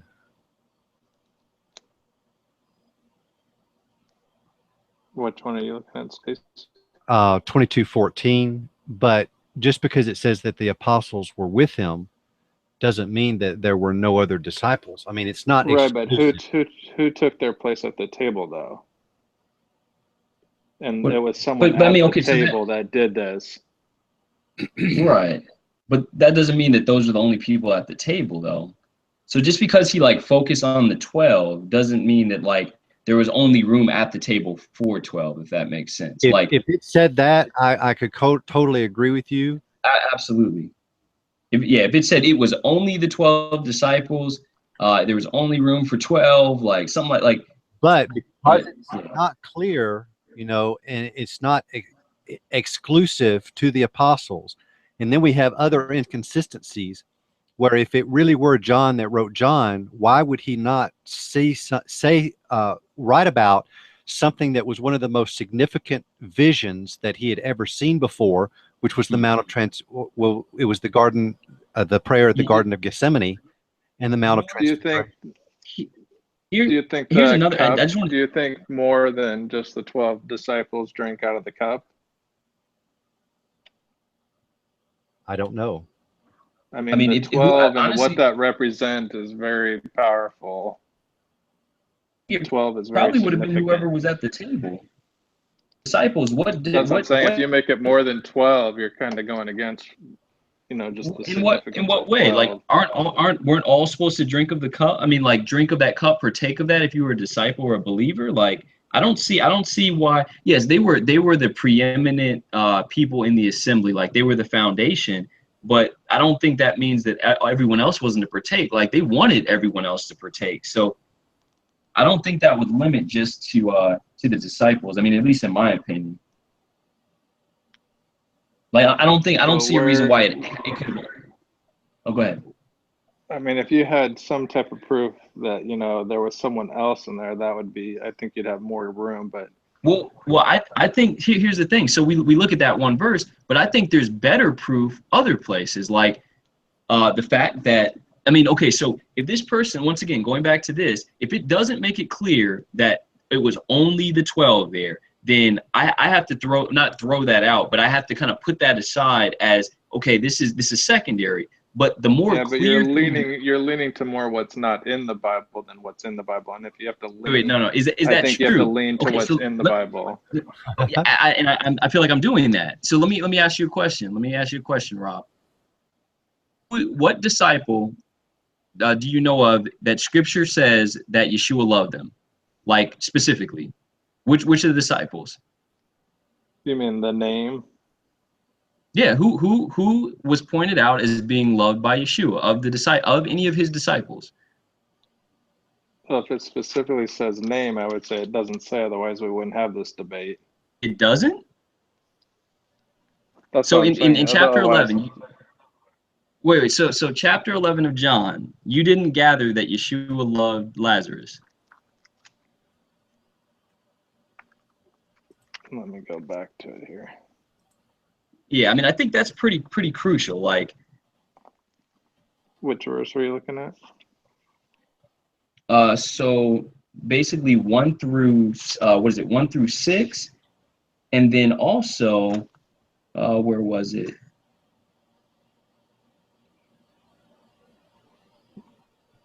And then Yeah, I also, don't see where it says that. You don't see that. Okay. So where it says here, verse 3. Okay, so I'll just read from verse 2 again. It was that hold on. So it was that Miriam who had anointed the master with ointment and wiped his feet with her hair, whose brother Lazarus was sick. Sent to him, saying, Master, behold, he for whom you love is sick. But when Yeshua heard it, he said, it's not saying the disciples you loved. It's just saying, I mean, he loved everyone. Let me ask you a question. A disciple. Are you saying that's like saying Christ didn't love his disciples? No, I'm not saying that. But okay, who is actually identified as being loved by Yeshua? Like, do you see John's? It says something about John or Peter. Oh, Peter, whom you love. John, whom you love. Like that. This chapter on 3 occasions, like it points out, like in your face, Lazarus, like when he wept, it said, see how much he loved him. Like there was a great love that was even perceived by the people. Like it was a perception of the people that Jesus loved Lazarus. So it's like, I don't think you can just push that aside and say, okay, well, no, that's not him. Because here's the thing. Otherwise, I don't think you have anybody identified that could even that you could even come close to what's happening in John 11 that says, oh yeah, that was the disciple Yeshua loved. Because it doesn't say that, like, about anybody else from what I've seen thus far. There are none of the says 12. 3 other places though, or 2 other places. Yeah, it does. Like so look, verse 3, behold, he for whom you love is sick. Verse 5, now Yeshua loved Martha and her sister and Lazarus. Then go down to verse 30, I want to say it's 36. Yeah, but now see what I'm saying? He just listed 3 people. Yes. But okay, but who of those 3 were with him? Yeah, but on he all loved these all occasions. 3. Yes, That's yes. what I'm But saying. okay, It's not. okay. So okay, but check. Listen to me. Let me finish. You have to have So an yes, emphasis. oh yes, There's no okay. emphasis You want the between emphasis? those 3. You Right. want the emphasis? You want the emphasis? Okay, here's the Right. emphasis. Verse 34. And he said, where have you put him? They told him, Master, come and see. Yeshua wept. The Yehudites therefore said, see how he loved him. Like, it's very clear that Yeshua loved Lazarus. Like, that, yes, he loved his Lazarus and his sisters, absolutely. But on 3 different occasions, one of which he's mentioned with his 2 sisters, but the other 2 he's not mentioned with his sisters. He's just mentioned as loving him. How this is one chapter of the Bible. This isn't even spread out across it. Like, this is one chapter, and it says 3 different times, and we know that the Jews wrote like this for emphasis, I believe, that this was getting across the point. And let me ask you, do you think it's a coincidence? Just to put it out there, do you think it's a coincidence that the term the disciple that Yeshua loved is not used before this point in John? Is that a coincidence? Sorry, cut out. I didn't catch the question. It cut out on me. So the question was, do you think it's a coincidence that the disciple that Yeshua, the term, the phrase, the disciple whom Yeshua loved, is only used after John chapter 11? Is that a coincidence, or is it possible? Is it at least possible that maybe John chapter 11 was to key us into who the disciple whom Yeshua loved actually was? And Is it possible? I've got another question for you, Yeah, I Rob. think it's a possibility. I'm not saying it's not. I'm just saying I don't. Right, see I understand. the But dinner.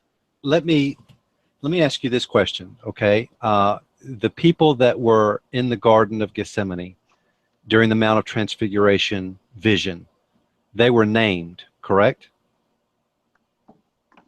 That I don't know for sure. I always assumed it was all of the disciples except for Judas. No, it says Peter, James, and John.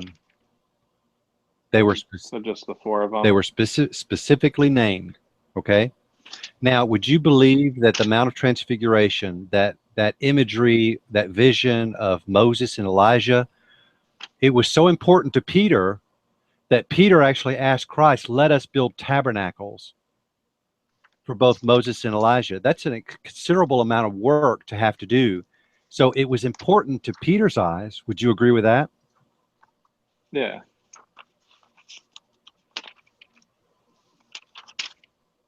Lucia. Okay. So if it was important to Peter, wouldn't it be logical, Peter being a Jew, that John also, it would also be equally important to him to see such a vision and to see Christ in his true light-bearing form? Wouldn't it also be very important to John? Would you agree with that?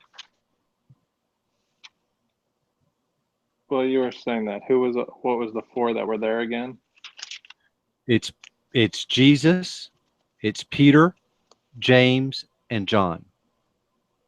Okay. So yeah, I would believe it would be So you valuable believe as that well. we actually see emphasis where Peter considers this a very, very important event in his life, where he's requesting to build tabernacles, right? Mm-hmm. So if it's important to Peter in this way, wouldn't it also be important to the others as well? So in other words, John would also, this would be a significant event in John's life to see such a vision. Would you agree with that? And it would be important to build the tabernacle. The fact that he saw the vision, that he was at the Garden of Gethsemane. Just that it was an important event in his life. Yeah. Yes. Okay. All right. So this is a major important event in his life. So can you answer me this? If he were going to sit down and write down the accounts of Christ and his eyewitness testimony of those facts, why did he not mention the Garden of Gethsemane? Why is it lacking in the Gospel of John?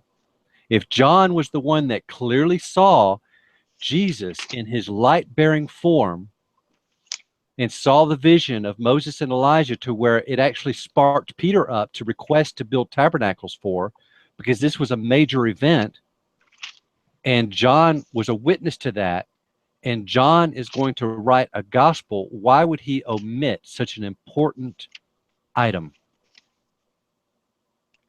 Yeah, I get what you're saying. If that could be omitted, why not the disciples? He omitted it when he wrote his gospel. If John is the one that wrote the gospel, and he's writing from the first time he encountered Jesus to the very end, and he's writing down all these things that he saw when he was with Christ, why would he omit when it clearly says that John was there at the Garden of Gethsemane, yet in the Gospel of John, it is not there? If John wrote John, then wouldn't he have included that in his version of the gospel? Being I get where you're going now. Okay. I wasn't quite catching on to what you're saying, but yeah, you would think if that happened to him, he would include that. Now, that is a discrepancy that scholars scratch their heads upon. Not just, anybody, but the scholars themselves scratch their heads and say, why would he not include that? And there is no reason given other than, well, maybe it's not John. Mm-hmm. Yeah. Another interesting what do we make? thing. I mean, the beginning of John, though. I mean, the beginning of John. So is Lazarus writing about John instead of John writing about John? Where do we see John though? See, that's the thing. I think that's it's a tradition that's in our head that it is John. I'm not so that's saying what we it is. I'm asking Armand. I'm sorry. I didn't mean to, like. Yeah. What I was going to ask you is where. Yeah, where would you get that it is John? Like, what evidence do you have? I'm not saying it is evidence. I'm just saying in the beginning it talks about John in the book of John. So was Lazarus just commentating on John's life, you think?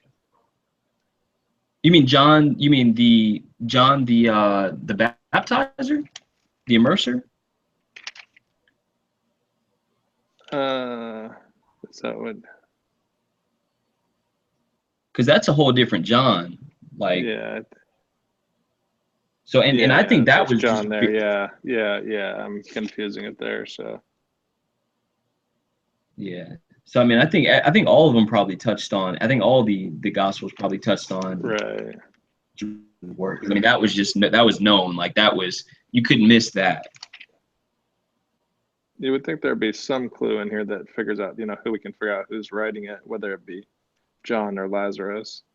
Well, the same language that is in this gospel is the exact same language and analogies and metaphors that's in 1 John. So if 1 John said, I, John, am writing this, then you could say, well, the language in 1 John is so distinct from all the other writers that here in the Gospel of John it's the same language. Therefore, you could say, well, then John wrote the Gospel as well. Absolutely. But there is no mention of the author of 1 John either, and the language of 1 John is as clear as the language of the Gospel of John. Yeah.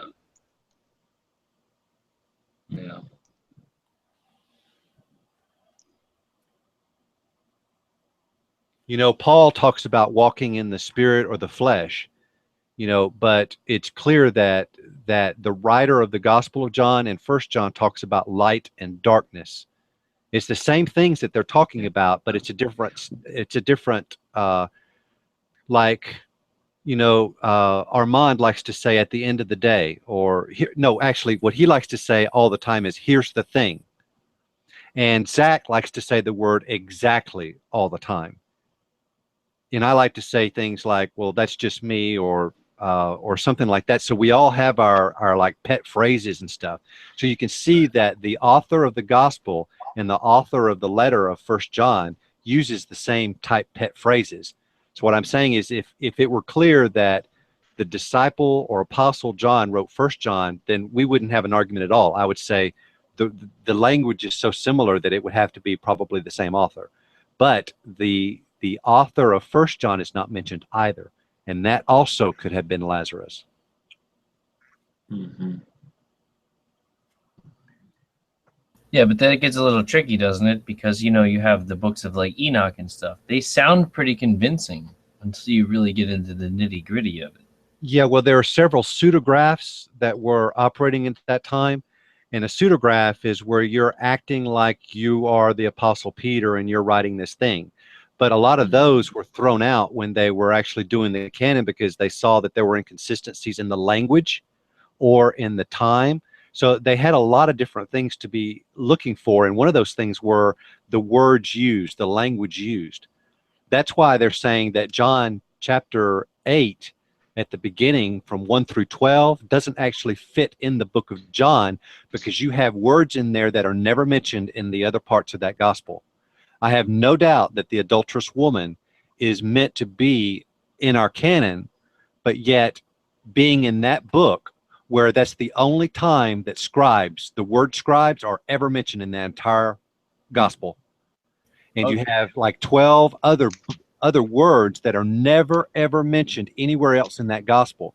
So that shows alone, in just that small portion of those 12 verses, that that's not consistent with the vocabulary of the author of that gospel. So a lot of people think that that really needs to go in, I think it's Mark or Luke. And there's good evidence for suggesting that. But I have no doubt that that's the character of Christ as far as dealing with the adulterous woman, and I have no doubt that that's inspired. But the placement of these stories in the gospel, I do not believe that those are inspired. Neither do I believe that the titles are inspired, or the the paragraph topics or the verses are inspired. Fine, fair enough. But yeah, like if you're giving a quote, obviously you can't count that towards the author. You're like, oh, well, he thought this now here, but no, he's just quoting somebody else, so that's why it would change. But yeah, I don't really see like how you could be like, oh, well, he didn't mention the word peanut, so that means it's not him.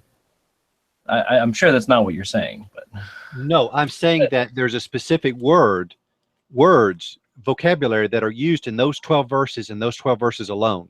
Right. Now, when we talk, if you notice our language, me being a linguist, I probably am a little bit more sensitive to it than you guys, but I can tell you guys could each write me a paragraph, and I could probably tell you which one it was that wrote. I could distinguish, because we all have our own vocabulary. We all have our favorite words that we use all the time. But you can actually do a word search, and you'll see that the word scribe is never used in the Gospel of John except in those 12 verses. Okay, but that's just one of the vocabulary words. Just because it doesn't use the word scribe, like that's just one. Yeah, but like I'm not fully grasping it, I guess. Like, just because he didn't use that one word, or if it's like 2 or 3 words, like maybe it was irrelevant. I don't know. Like, is there a need for him to have said scribe? Like what? I don't know. It's just weird to me. Like, you could disqualify something based off the fact that like a dude like didn't say it, even though unless he's like known for saying it or something. It's like, oh, why didn't? I'm not saying he didn't say. I'm saying all throughout the gospel he didn't say this, except that one area. Right. Well, I mean, what if that was the only time where it was relevant? He's not talking about. No. It was far relevant in several of the other places too, and it's not used. Okay. It's Pharisees and Sadducees. Okay, I see what you're saying. And you look at the other gospels, anytime you see the word Pharisee, you're surely to see the word scribe afterwards. But doesn't sometimes it say scribes and Pharisees, but doesn't say Sadducees? Right, but that's what I'm saying. Anytime you see the word Pharisees in the Synoptic Gospels, you're sure to see the word scribes be right there near it. So you're saying that scribes should be Sadducees? No, what I'm saying that the people, the writers of the Synoptic Gospels, Matthew, Mark, or Luke, are more than likely the one that actually wrote John chapter 8, verses 1 through 12. That's not really like a big deal. I mean, right. But what I'm saying is, my point is that you can sort of eliminate, or, add to your theories based on the usage of words in the language. Sure. So that's what I was going with at the beginning is that First John, I have no doubt the author of that epistle is the same author of that gospel. Mm-hmm. All right.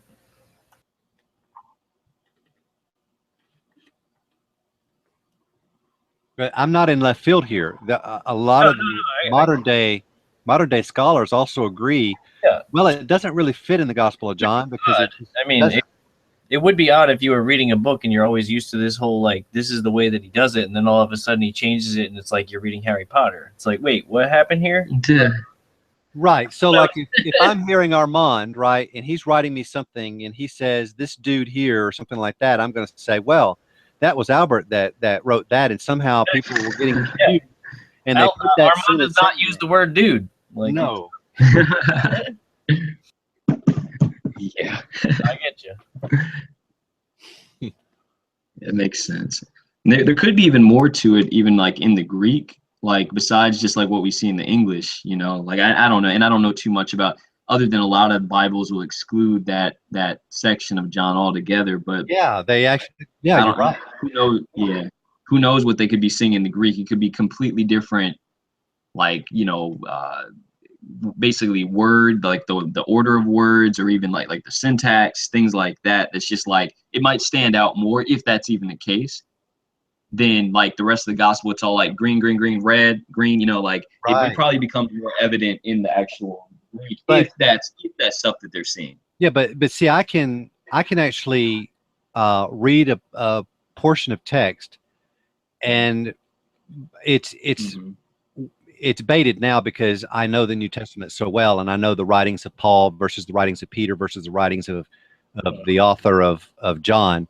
I know their writings so well that I could tell without even looking. But if I were only a linguist and I didn't know anything about the Bible, and I hear this one guy and all he's talking about is walking in the flesh or the spirit, and that's all he's talking about, and then I hear another guy that's talking about walking in light and darkness, but yet they're referring to the same thing, but then all of a sudden here I have green, green, green, red, green, green. So I have all this, then I would say, well, that doesn't fit with this particular author.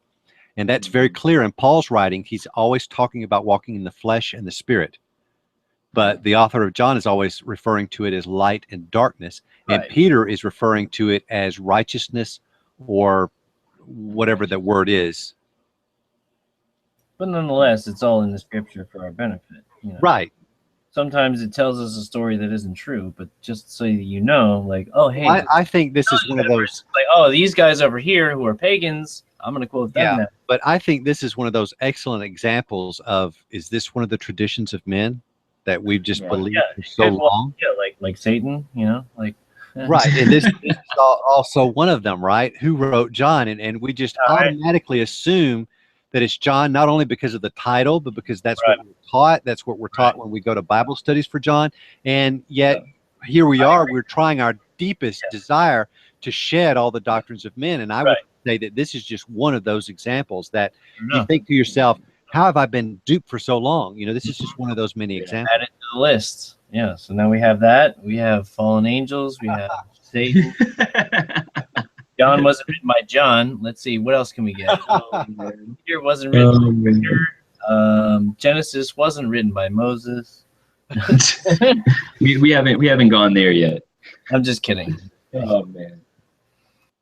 Yeah, but it's an interesting one. I mean, when you really look at it, because I truly think it is much harder to prove that John wrote this than it is to prove that Lazarus wrote it. Right. Like, I mean, Right. It's just tradition weights it one way, but it's like, does that really hold any weight? Right. No, I You could, know? I could totally see that. I'm down with it. I like actually, believe it or not, breaking what people think that we're like, oh, this is what we all believe. It's like, well, that's wrong. Like, But I'll tell you from personal experience, you know, being in the Seventh-day Adventist Bible, it was an interdenominational Bible study, Mhm. and it was on the book of John. And then the Presbyterians, it was in our Sunday school class. They were doing the Gospel of John. And actually, we're doing the Gospel of John in the main sermon now as well. It's just like everywhere I go, the Gospel of John is there in front of my face. And it happens to be my favorite Yeah. book of the Bible, other than Job for the Old Testament. So in Ecclesiastes recently. But so, you know, when I bring this up, I am looked like I am absolutely crazy. And they know and recognize that I say some pretty profound things. They're like, wow, I never considered that. Wow, that's great. And thank you for contributing. And then when I say something like this, they're like looking at me like, whoa. they're Right. like, wait, is this the same guy? Wait, same thing. Wait, who are we just talking to? Stacy, Right.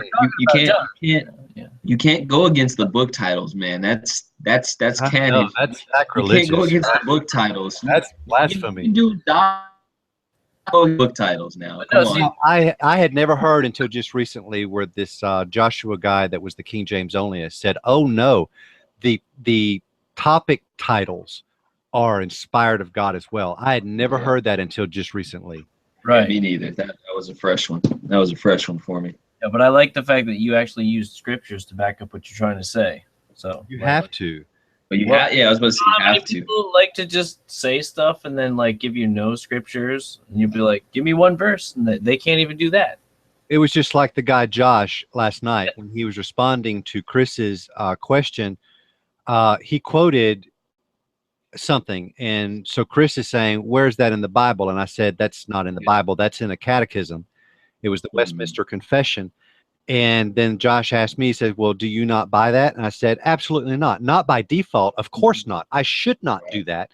In other words, I think it actually says more than what those scriptures actually say. If I look at every one of those scriptures, I will believe what those scriptures say. But to just, you know, include a little extra sentence, you know, I think that's dangerous. And I'm not going to accept catechisms and doctrines of men. I will accept scripture and in sola scriptura. And so, you know, he didn't really fight me back on that. So, I mean, that's the way that I am. Yeah, absolutely. Well, hey, fellas, I'm about to get off here. Got to get to sleep. It's been awesome again. Right. It has been. Thank you for contributing. That was great. So I'm glad we're on the same page with this too. Yeah, yeah. Y'all have a blessed night. All right. You too. Good night.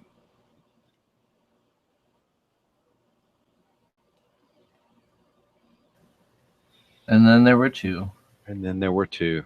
the same two that are always here every time. I invited Cathexis, you know, and told him we were talking about preterism, but No, he said, I asked him. He said he's got other stuff to do tonight. oh, okay. But yeah, I'm sure he'll be back at some point. He said actually that he would prefer to talk to us, me and you. I know. I would rather everybody be included. Right. Well, me too. But I mean, he's I'm not that bright, and so they could, you know, catch things that I wouldn't necessarily be able to catch right offhand, or contribute something that I may not have thought about at the time. And Right. I'm just not that well versed on preterism as well as Zach and Armand are, or you. I think you actually are. You just don't realize it. Well, I tend to take more of a backseat with preterism. If you actually look at the recordings, I take more of a backseat, but then I contribute here and there if it seems like it's going off course and it's dealing with the hermeneutic aspect, or, you know, the language aspect, or something else where I'll get us back on topic. So I, you know, will chime in, but I'm doing that from the back seat. The drivers are clearly, you know, you, Armand, and Zach. However, when we're talking about Reformed theology and we're talking about Calvinism, I take the lead. I take one of the leading, you know, driver positions, because that's something that I'm actually strong in. I've only been a full preterist for about a year now, but I've been a Calvinist, or I don't really like to use that term, but a Reformed thinker all of my life. Right, and that's basically what it came down for me. I was just like, you know what? I'm gonna go ahead and look at this. I've been like ignoring it, rejecting it. Like, let me just go ahead and I'll give it a fair shake. And then, yeah, my entire world got like pooped on, like shattered, completely destroyed. I was like, So oh, how did you come to full preterism with your relationship with Rob? well, we had already previously known each other from the flat Earth scenario. Right. Yeah, and then that didn't work. But then like I became a full preterist, and I was like, hey, you should check this out. And he's like, actually, we have a hangout. So I came on thinking that this was going to be like a full preterist hangout, and then it was just like a Bible study hangout. So I was like, oh, you duped me. But no, it actually worked out. But that's how I got in here. Thanks So to Rob. you derived How your I got to be a full preterist in the first place was one of my other like Lion Lamb Ministries. I like talked to him like on the phone and on Skype and whatnot. Sometimes we discuss things, and he said, "Oh yeah, that's good." You know, I had like some weird question for him one day, and I was like, "Oh yeah, like what was this?" He's like, "Oh yeah, those are called full preterists. Like look into it, you'll see how stupid it is." And then I did. I took his advice. I looked into it, and I was like, "Oh dear, he's not gonna like what." Uh, I'm actually gonna agree with these guys and not you. so you derived full preterism sort of independently. Yeah. But from my understanding is that Armand is the one that convinced Zach, and Zach is the one that convinced me. And I'm not sure if Chris got it from Armand or this guy named Chris Shen or something, but there was like a lineage. So Armand taught Zach, and Zach taught me about full preterism, and that's how I got it. Interesting. All right. Well, that's interesting to know. And I think Chris actually was against all of us at first a little bit. Well, that was about the law, but as far as full preterism was concerned, I think he's always been, Oh, okay. Okay. because he was the one that actually invited William Bell. Oh, well, okay. All right. Yeah, that Right. makes sense. Yeah. But as far as did he get it from Chris Shen, did he get it from Armand, or did he get it from Zach? Right. Not sure. I know he didn't just get it from his own, from derived independently, because Probably got it from Armand. I mean, Armand is like pretty boss on this stuff. yeah, that's what I'm saying. That's the reason why I take a back seat, and I just like to listen to these guys bring up all these scriptures and stuff and arguments that I'd never heard of, and I just will chime in here and there. So really, I'm not that strong in preterism, and that's what Cathexis Michael wants to really discuss a lot in the strategies of being able to talk to the futurist. And I'm just not willing. I don't want to be in a private hangout for that reason, for that, if we're talking about that subject. Right. I didn't catch the last part of that. That's part of what? I just saw somehow or another, my speaker or something, people will talk and then it cuts in like 5 seconds afterwards, and then I start hearing them. And I heard your little thing like give a blip, like some sound was coming from you. And sometimes I don't get it. If it's just like a real quick 2-word or 3-word statement, I may not actually get it. All I said was right. I agree. You know, like that's it. What's up, Rob? Welcome back. Where'd you go? Yeah, I was just it cut me off, and then I was just studying a little in there. So So when is your meeting with basically, the Pastor? whole idea comes from Matthew 27:56 is where their hat on that being John.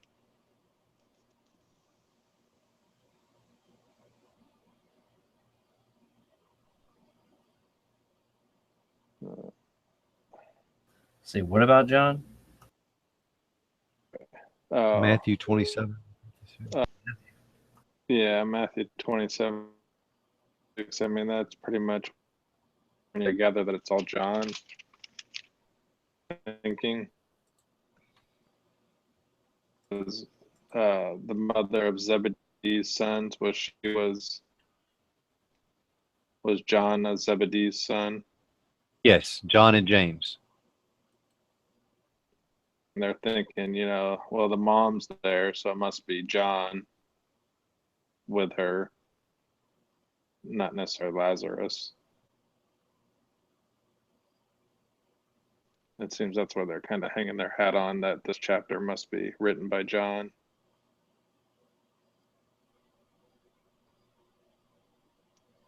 But there's just in the short study that I did, it pretty much just said we may never know, basically. Well, And there's that's definitely like seems to be a good case for I would have Lazarus. no problem knowing that like John wrote it or John didn't know it, but I think it would be more of a big deal if there was like X amount of people over on the left that believed that Satan was some sort of evil angel out to screw them over versus, you know, the like 1% that believe, nah. You know, like which one's more of a greater battle? John not writing John or Satan isn't real? Which one's bigger? Which one's more You know important? how it even got the name. Neither one of them, Would be interesting to know. because maybe neither one of them are important at all, you know? Maybe it doesn't matter. But if you back up in 27, To which verse? that's what I'm looking at.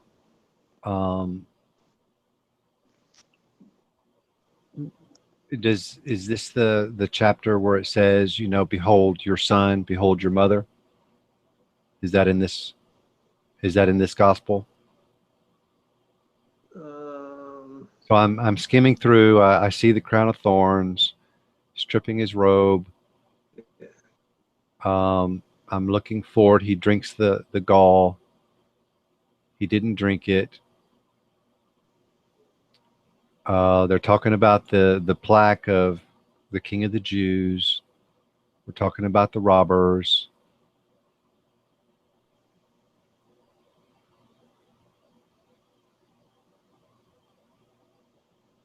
All right, now we're getting to the darkness. About the ninth hour, he cried out, and the bystanders were saying he's calling for Elijah.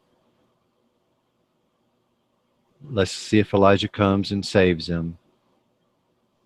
The curtain temple was torn in two. The tombs were opened. Okay, it doesn't say that in this one, but look at this is interesting.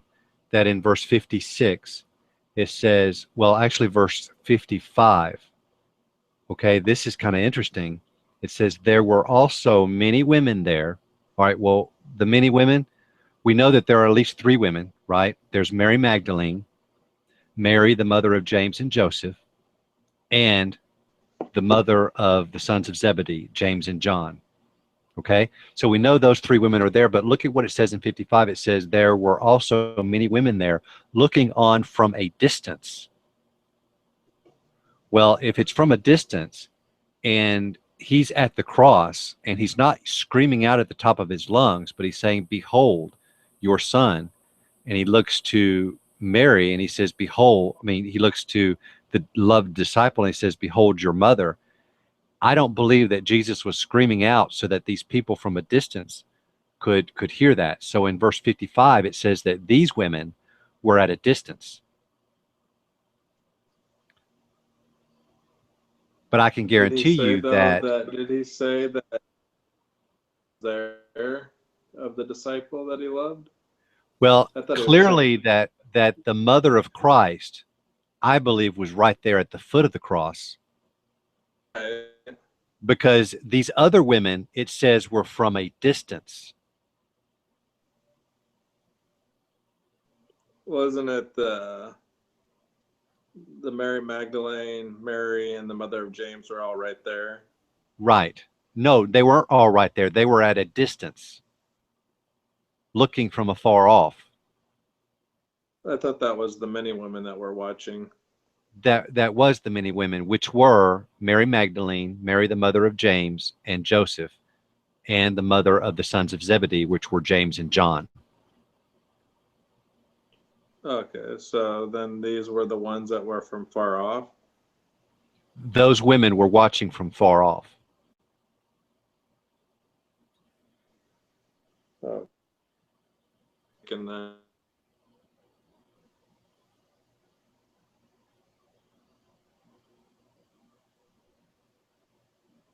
I thought he said, I thought he was speaking to Mary. Or did he maybe was speaking to the disciple who he loved, and Mary, you can see her in the distance. Right. And well, that's not here in this particular gospel, but it would be in either Luke or Mark or both of those. But it's not here in this one from my scan of 27.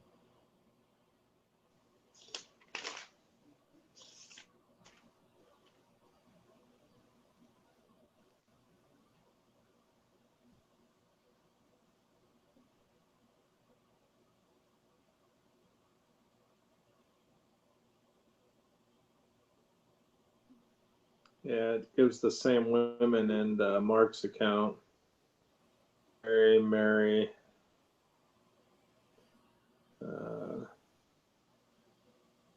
and Joseph was also there.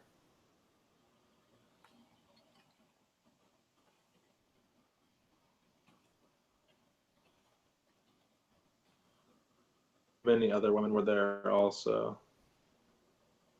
Now, this is interesting. I'm not seeing it in the Synoptic Gospels at all, but I do see it in John 19.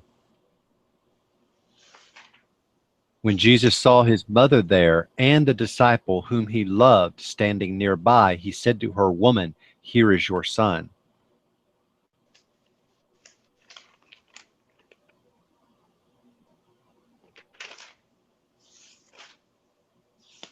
And he said to the disciple, "Here is your mother." So from that hour, this disciple took her into his home.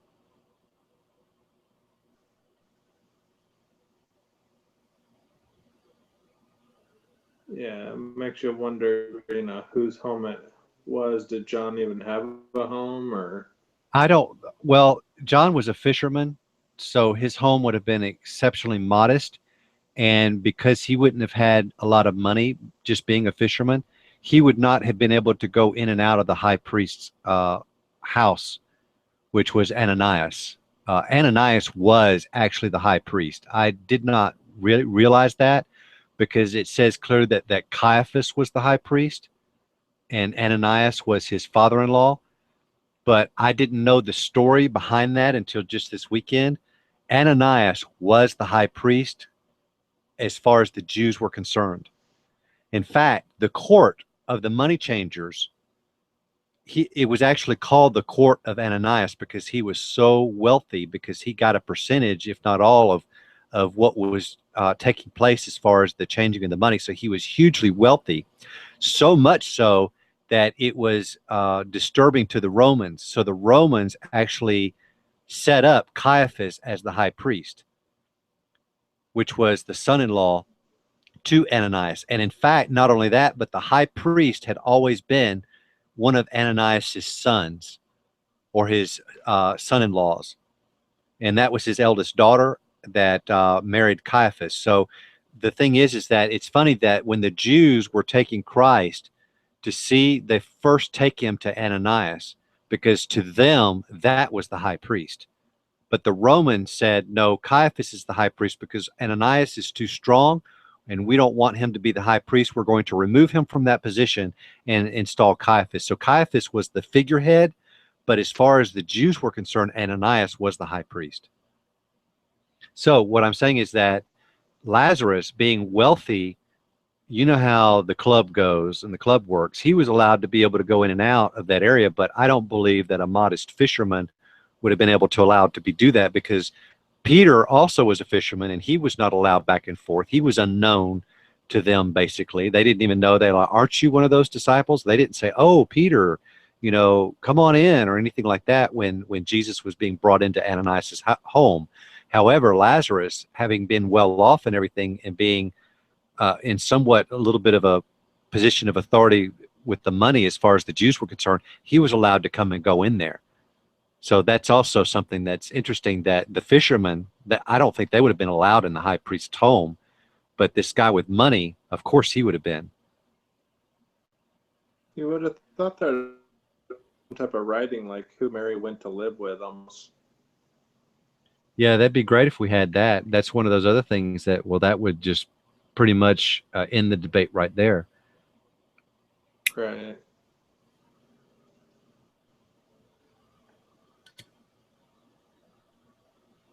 Yeah, it says in Irenaeus and Eusebius wrote in their histories that John later went to Ephesus, which may provide the basis for early belief that Mary also lived in Ephesus with John, but doesn't really give any support, just all hearsay and speculation.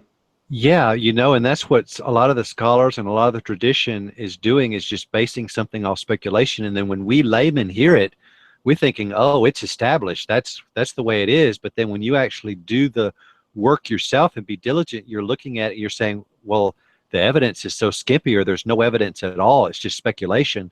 And that's what they're building all this up upon.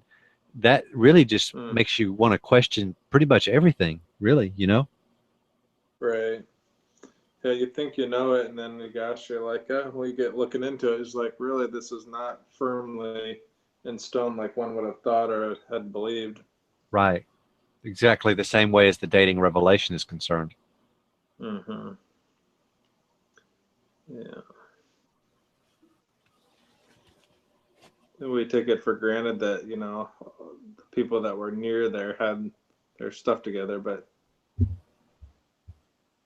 can actually do almost more research than they can, just with so much information now available being, to digital. Right. What I would say is that the first century church had all the information. It's just we don't really see it because a lot of that information is lost. And the later on in the centuries go, they didn't have a lot of information to go on, whereas we found a lot more information now through archaeological dig sites and stuff like that. So we probably have more information than the third, fourth century churches had. So we can sort of try to correct some of that doctrine, or at least look and say they didn't have any evidence really to base it on. Seems we have a question on the chat. It says in Numbers 31, when Moses had Israel attack the Midianites, why did Moses tell the warriors they were to kill all the men and non-virgin women, but could take the virgins for themselves? So I guess this question is, why would God say that, allow that, do that? Moses married a Midianite priest's daughter.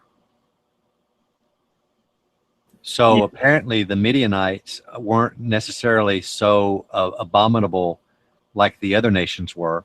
Right. Here Moses is, and he's married to the daughter of a Midianite priest.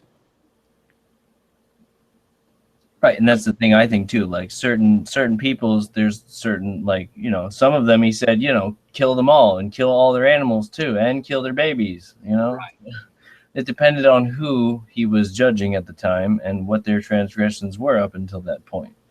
I am not sure. Sometimes where God said you can take some of their stuff, but there's other times where God said don't take any of it. I'm not sure what the Midianites actually believed, but if Moses had a relationship with the Midianite priest who took him under his wing when he was wandering around, fleeing from the persecution of both the Jews and the Egyptians, because he killed that Egyptian, and he wandered in the pastures for 40 years before he was called of God, and so he took for his wife the daughter of a Midianite priest. Right. That maybe that hospitality that was expressed to Moses was in some way repayment for when the judgment came against them. Perhaps.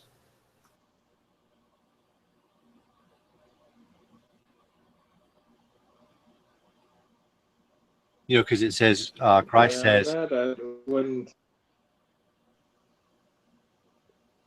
Go ahead. I was just saying, when Christ says, he who does the least of these things to my brethren, he has done it unto me. And so I was just saying, well, you help someone, you allow them to roam in your pastures, or give them cattle, or let them work for you, or do something, and you take them in your care, that doing that for Moses was like doing that for God. Right. So I can agree with that.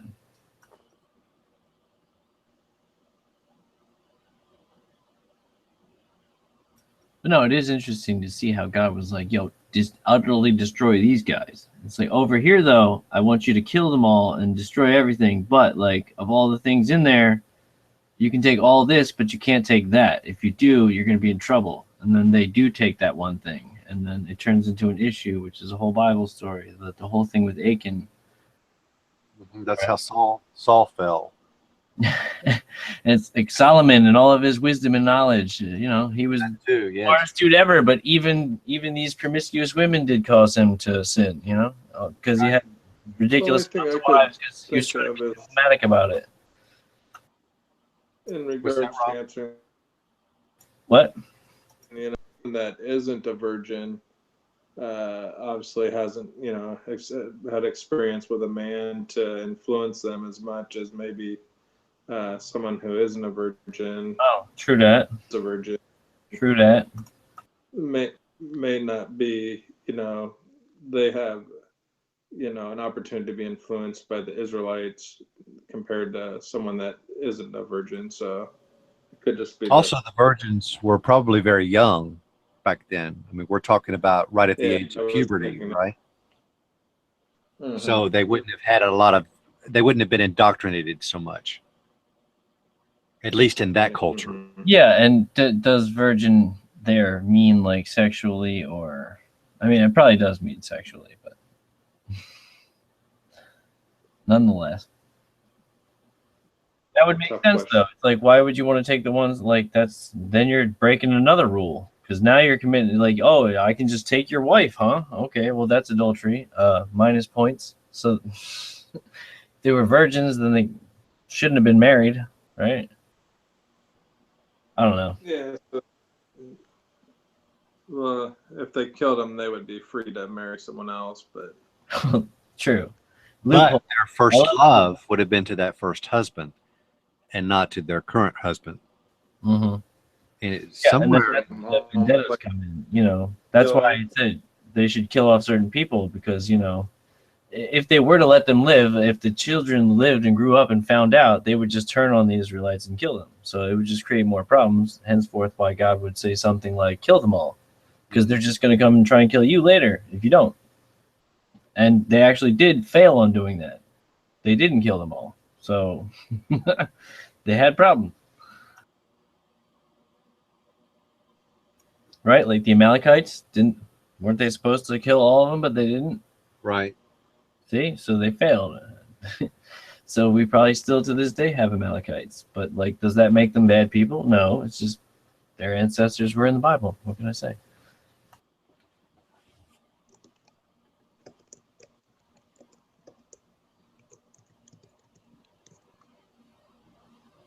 And now it is getting to the point, like, oh geez, I don't even know. I say it's somewhere between 6,000 and 7,000 years. I can't tell. Like, you could add up all the ages, but then with all this age shenanigans and the whole fact that one version says 100, but one says, you know, I'm still at the point where I'm not actually entirely convinced that yesterday even exists. right?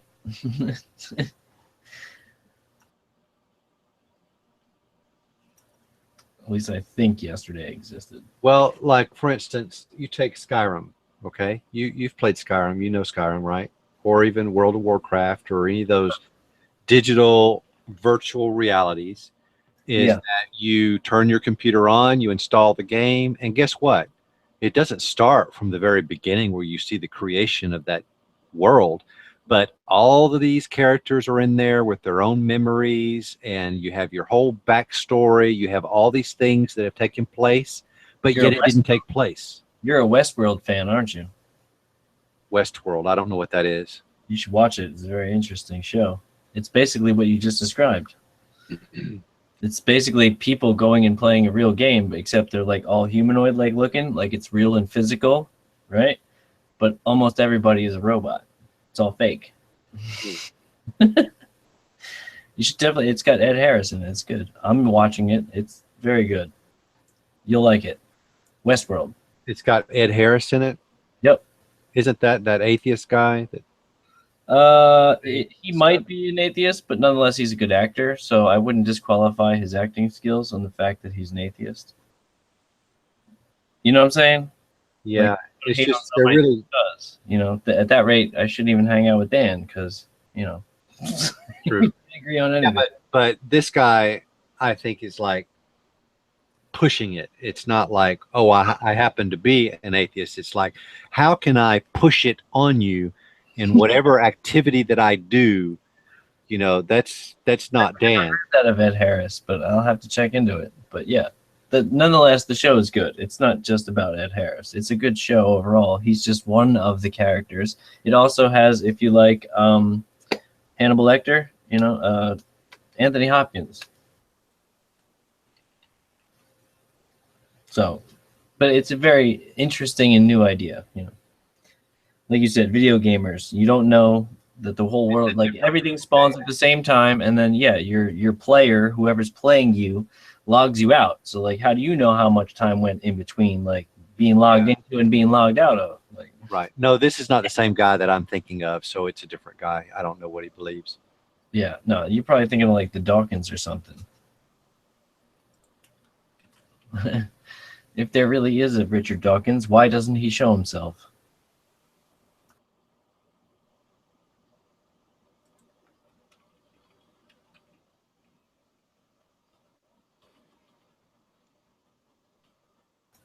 Oh no, did I kill everything? No, it's just that um, I'm thinking of Sam Harris. Oh, okay. Yeah, I'm talking about Ed Harris. Yeah, okay. He's always with Dawkins, and the guy's just a lizard. But anyway, Yeah, Sam Harris, different guy. if I didn't believe in reptiles, I'd say that these two guys were definitely reptilian in nature, The reptilians, yeah. and that David Icke, he would be one too. Oh yeah, well, David once upon a time said that he was Jesus, so he's automatically disqualified. Right. Mm-hmm. Anybody that says that they're Jesus is definitely automatically disqualified. I don't even want to talk to that person anymore. It's like, you're gone. Bye. I think those kind of people are like definitely like you can't even help them. Like you can't bring them back. They're gone. They're supposed to do that or something. You just let them play their part. Okay, but as far as that simulation thing goes, because I've been looking at some of the videos on Neil deGrasse Tyson moderating the debate and doing it at the Isaac Asimov conference, and I mean, just all of it's just pure heresy associated all these people and stuff. But when they're talking stuff, they don't bring up the thing like what I just brought up is, if you're holding to that idea that we're in a simulation, then pretty much all bets are off. That you don't even know whether yesterday was created.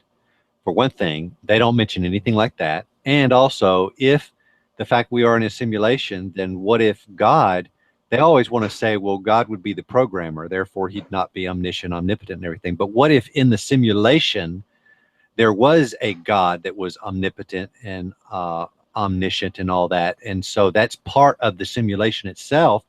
So you need to believe and follow exactly what the instructions are of that simulated God.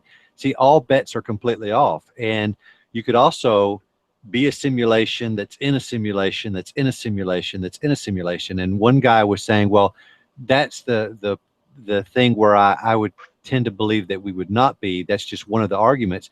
And I'm thinking, okay, what's the logic in that? Because you don't like where it's leading you, you'll say that's one of the disproofs. That's not one of the disproofs. That's just one of the one of the consequences of what you're trying to propose. And so I'm looking at these guys, I'm hearing them speak. These are supposed to be some of the brightest minds in the world, and their arguments are so fallacious and illogical, and they're making leaps and bounds with assumptions, and they're not having anything to back it up. It's just amazing, the hubris they have. Indeed. The previous guy had actually a follow-up question or another question. I think if I'm reading this correctly, he's saying he says sin is inescapable. So is sin inescapable? If so, then why will we be punished for our sins if we had no choice? I think we touched on this the other day. what's the word? Inescapable? Why Yeah, would- like so basically why would we had we? no choice. Like we were gonna sin, we're screwed, we were set up, like God did this, and now he's gonna punish us for it. Why?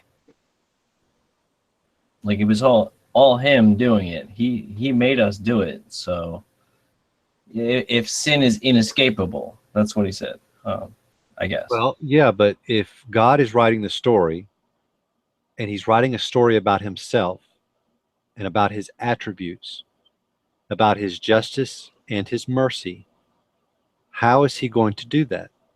It's not a story about us, it's a story about God.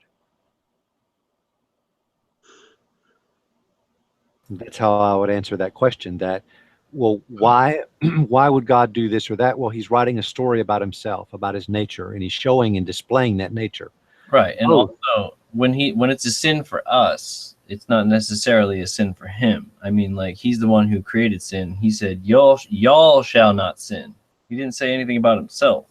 So Well, right, but any action that God does or any words that come out of God's mouth is Well- law and truth by default Mhm. because the universe conforms itself to God. God does not conform himself to the universe. Right. So it's impossible for God to do a fallacy or to do something false because everything that God does is true. And if it wasn't true at the time, it's true when God does it. So, right, it's just that's the attributes of God, the omni attributes of God that we can't. Even though he might do something horrible sounding, like, "Oh, go ahead and kill all these people over there," it's actually for something for a Right. greater good. Because had he allowed those other people to go ahead and get numerous and do what they wanted, they would have come against Israel, wiped them out, and then guess what? We have no Jesus. We're all screwed. So you see? Right, we can't anthropomorphize or put man's attributes upon God. The Israelites needed to be able to live. If they weren't able to be there, at least then there is no Jesus and there is no saving, and we're all screwed.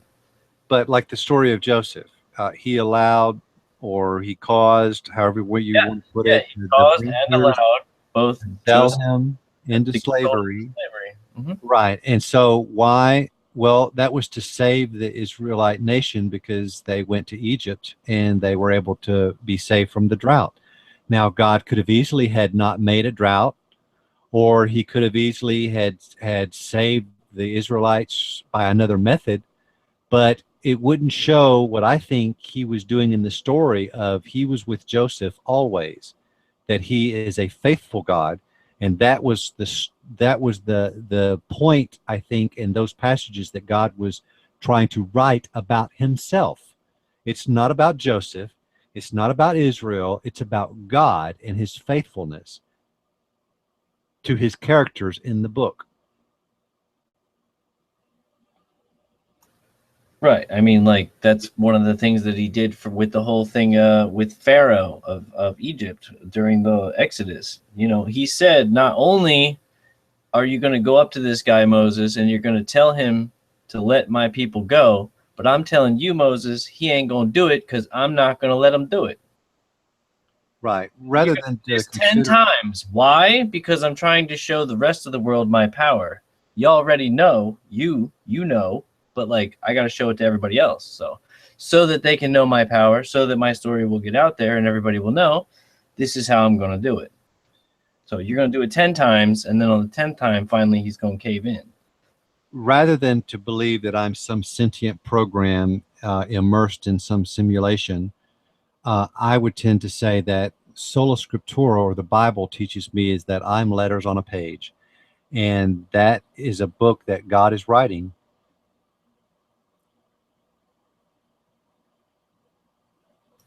Right. I mean, yeah. I forgot where I was going with that. But. Sorry, I'm just saying. A lot of people like to say, like, well, who wrote the Bible? Really, it was men. It's like, yeah, well, it was men, but it was penned. I know where I know where I was going Go with ahead, it. So I'm letters on the page, right? So I'm just a passage of however many chapters I have and what goes after that. But when you have a modern day author and they're writing a mystery novel and they kill off one of their characters, is that author evil for killing off one of his characters? Not to my knowledge, no. See, I heard you blip, but I didn't hear what it said because it was just. Sorry, I said not to my knowledge. No. Okay, well then there you go. So it's the same way to God, is that we're characters in His story, and you don't say, well, God's a murderer or a killer or something like that. When a modern day author does these things to the particular characters, we don't say, well, that author is not only evil, but we need to try and put that author in jail for murder because he murdered one of his characters off. That's funny. That's a good analogy. And if you really want to see the way of, the comparison between God and man, you could easily look in the book of Job and God's rebuke to Job, and you can actually see where man's place is in the eyes of God. Right. Yeah.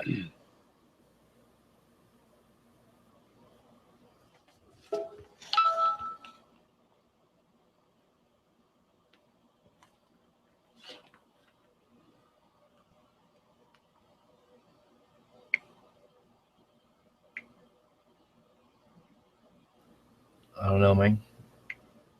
You got anything? No, it was Rob saying goodnight. I wondered what that blip was. Well, I guess that's that. Basically. Although I will ask anybody, I guess since we're still recording, I might as well just throw it out there.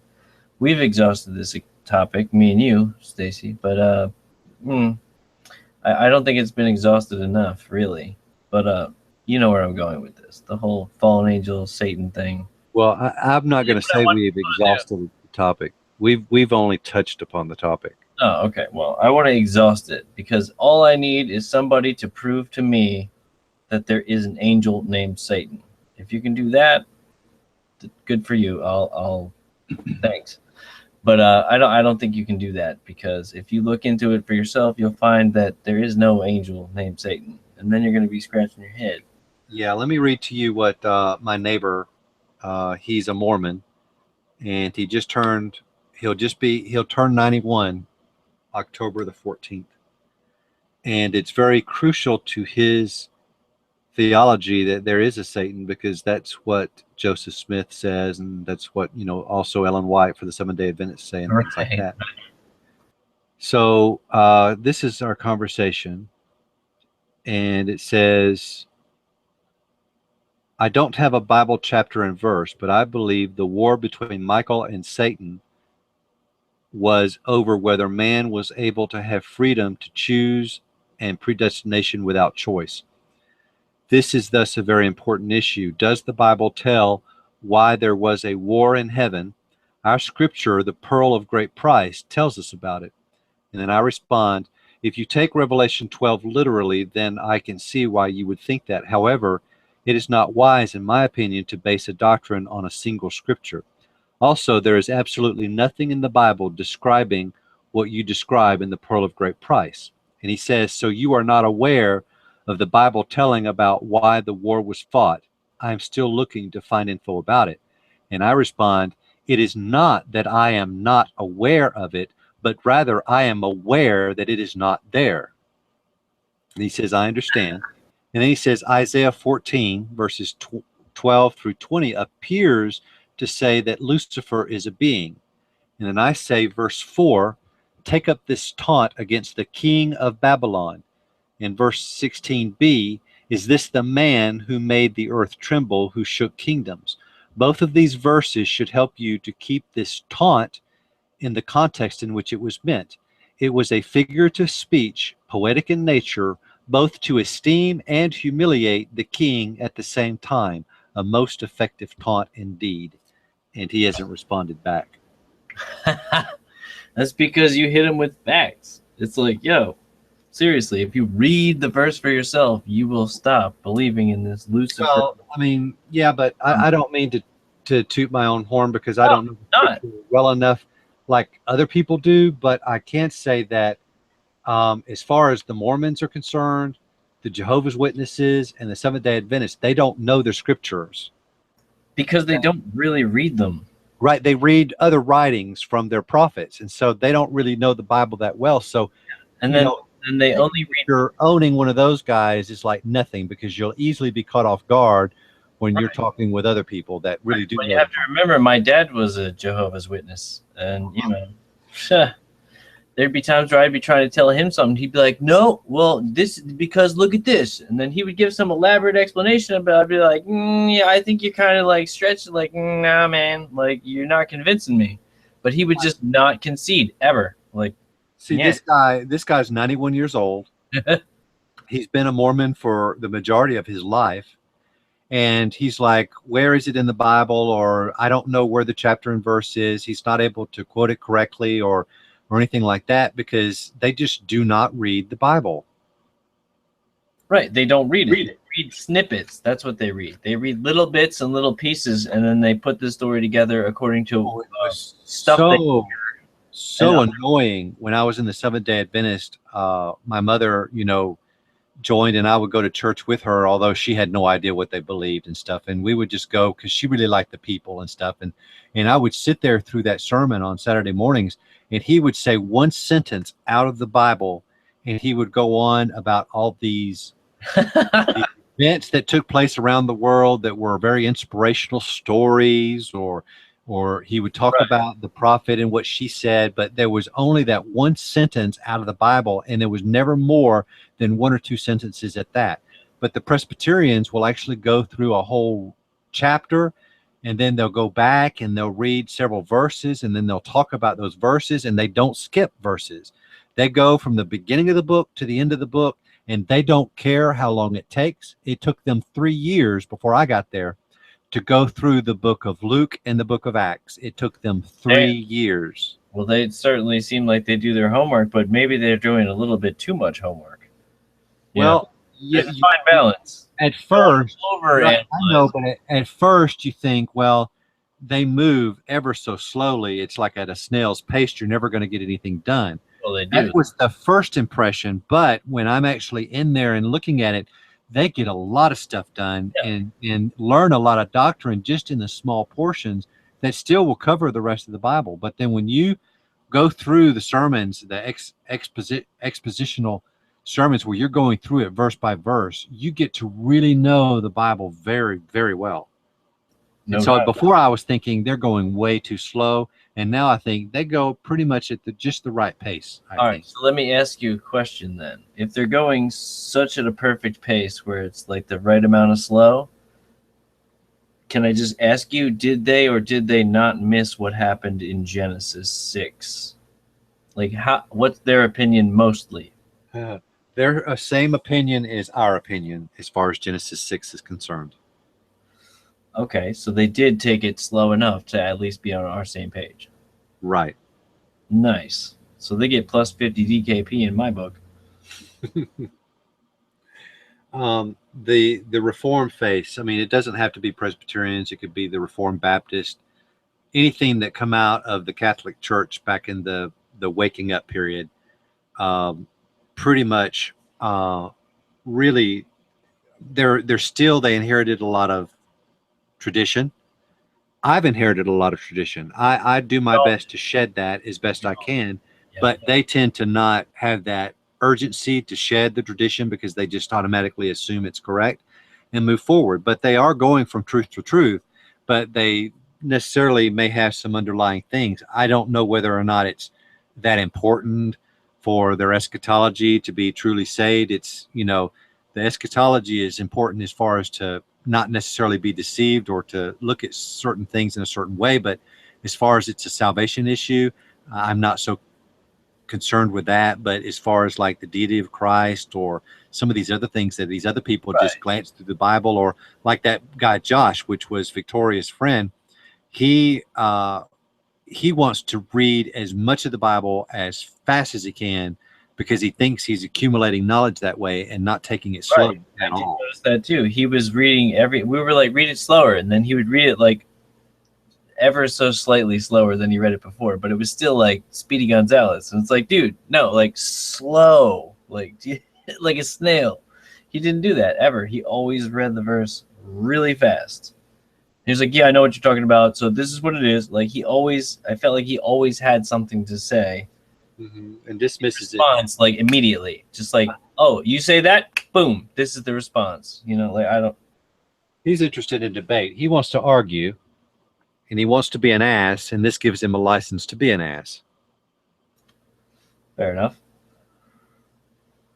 I mean, I thought he was, intelligent, smart, and he was well versed, but like he was just impatient with us, really. Like he didn't give us the time of day, really.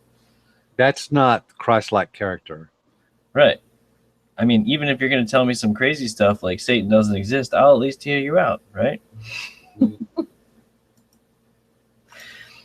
I even heard out the Derek Chase Jester guy, which that guy, I would say he is definitely, like, if anything, a hyper-preterist, because that would be him. But he said, Jesus is the new Satan. You hear that the first time, you're like, I shouldn't even watch your video. But me, I'm like, you know what? I'm going to watch your video. I'm going to see, like, what you're talking about. Like, what are you talking about?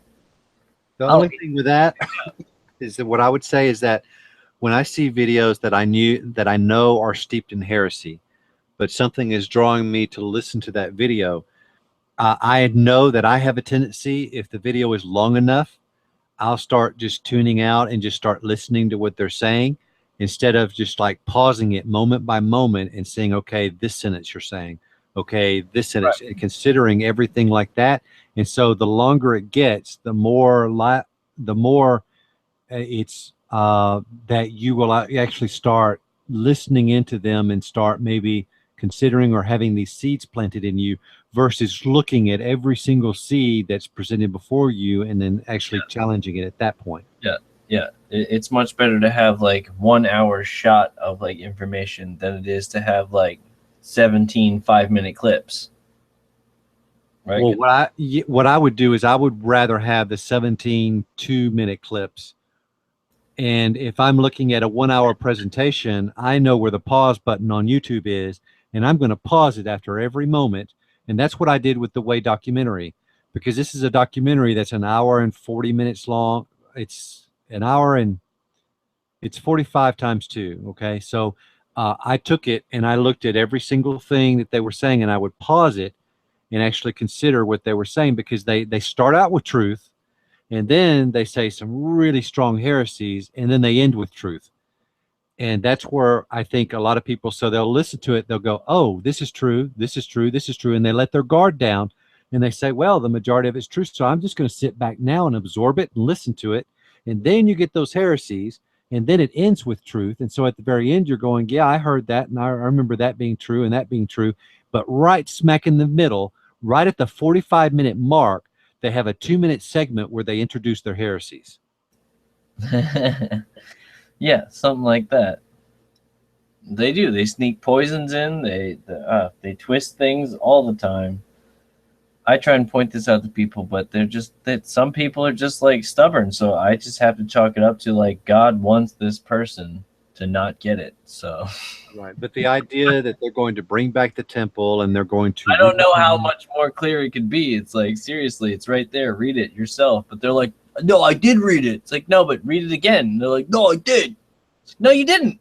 You clearly didn't, because if you did, there's no excuse. Like, unless God is straight up fucking blinding your ass, like you're being blinded right now. That's how I feel with some of the people that I know. Like, you can't make any progress at all on either side, because they just tell you the same old things that we've already heard like a billion times, and we can easily conquer.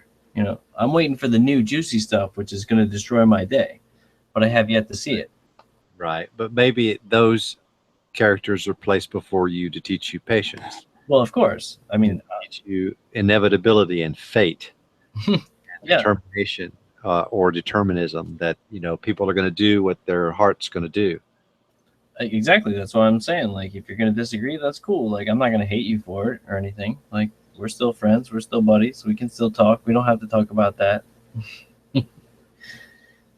That kind of thing. But there are a lot of people out there that would completely cut you off. They'd be like, oh, you're blaspheming. Like, you're cut off.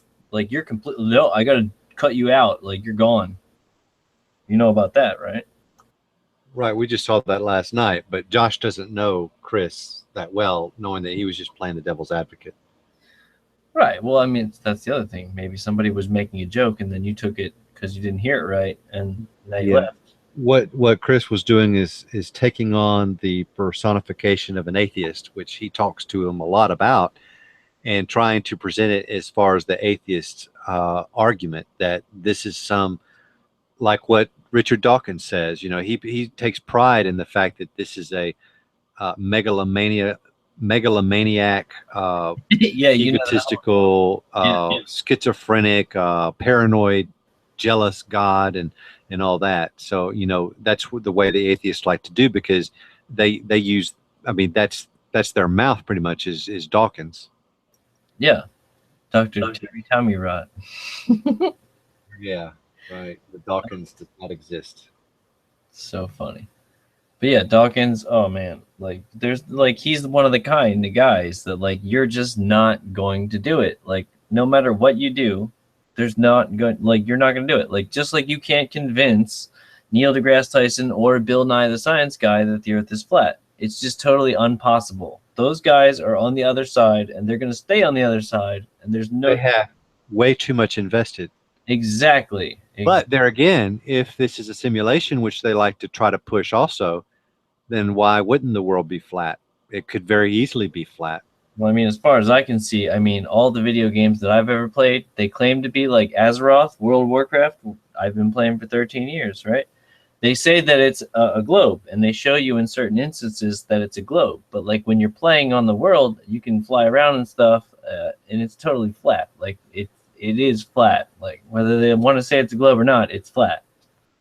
So like seriously, from a programming point of view, if you could make a video game, are you going to make your world, which is like just like our world, are you going to make it with a flat plane, which is way easier to program, or are you going to try and incorporate some curves and all this other shenanigans in? I mean, seriously. Right. Because that was one of the things that these brilliant minds, quote unquote, were trying to say, is that there would be, if this were a computer simulation, there would be areas where you could see where they were cutting corners, just like we do in our thing, where you look at something and you see only a certain level of detail, and you go into it deeper and then you'll see more detail, but that detail wasn't necessarily there until you looked for it, because then the computer program is writing itself and adding to that memory, because if all of that was there at one time, it would be a waste of computer resources, and they wouldn't do that and stuff like that. So the idea of curvature of the earth and all of that stuff would actually be a wasting of the resources. Right, and that's exactly what I see with World of Warcraft. When I'm flying around in that, I could fly straight for like 8 minutes straight in this whole world. I could fly from the bottom continent to the north continent, and it would take like 8, 10, 15 minutes, something crazy like that. And the whole time I just hit the numlock key, which makes me go forward. As long as I'm not set on like a declination or an inclination, like I go straight, I go straight. So therefore, to me, that's a perfect test. Azeroth is flat. However, there is no way that you can convince me that I meet a cathexis on Wednesday evening and then I see a cathexis on the program guide of a television program that I just happen to be looking at, which I don't even own a television. I happen to be at my mother's house just to see this one episode that I'm looking at, and the Right. name of the title is Cathexis. There's no possible way that you can convince to me that that is a coincidence, because there's some level of synchronicity where you can say, well, it could be a coincidence, or something like that. But that is so No, specific. I've never heard that word before. Yeah. And then all of a sudden I see it. You can't say, there's no way that you can convince me that that is a coincidence. It's I funny. don't know what it is, but Dude, Zach was so mean. Zach was so mean because, I've told him sometimes I think that you guys are all just figments of my imagination and just aspects of my own personality. And I'm so lonely, apparently, that I'm having conversations with myself in my madness. And so I was telling him that. He said, well, when I was looking at the YouTube video of you and Michael talking, basically it was just you having a conversation. I didn't hear any other guy. Wow. But he was joking, I hope. Oh yeah, no, he was definitely joking. because you were definitely talking. You guys were talking, and you definitely talked. I was a witness. I was the last one to leave, and I left you two alone. And then you apparently went to 3 o'clock in the morning, which may or may not be true. But either way, I trust you. I believe you. You probably did talk. But what were we talking about right before that? Because there was something good.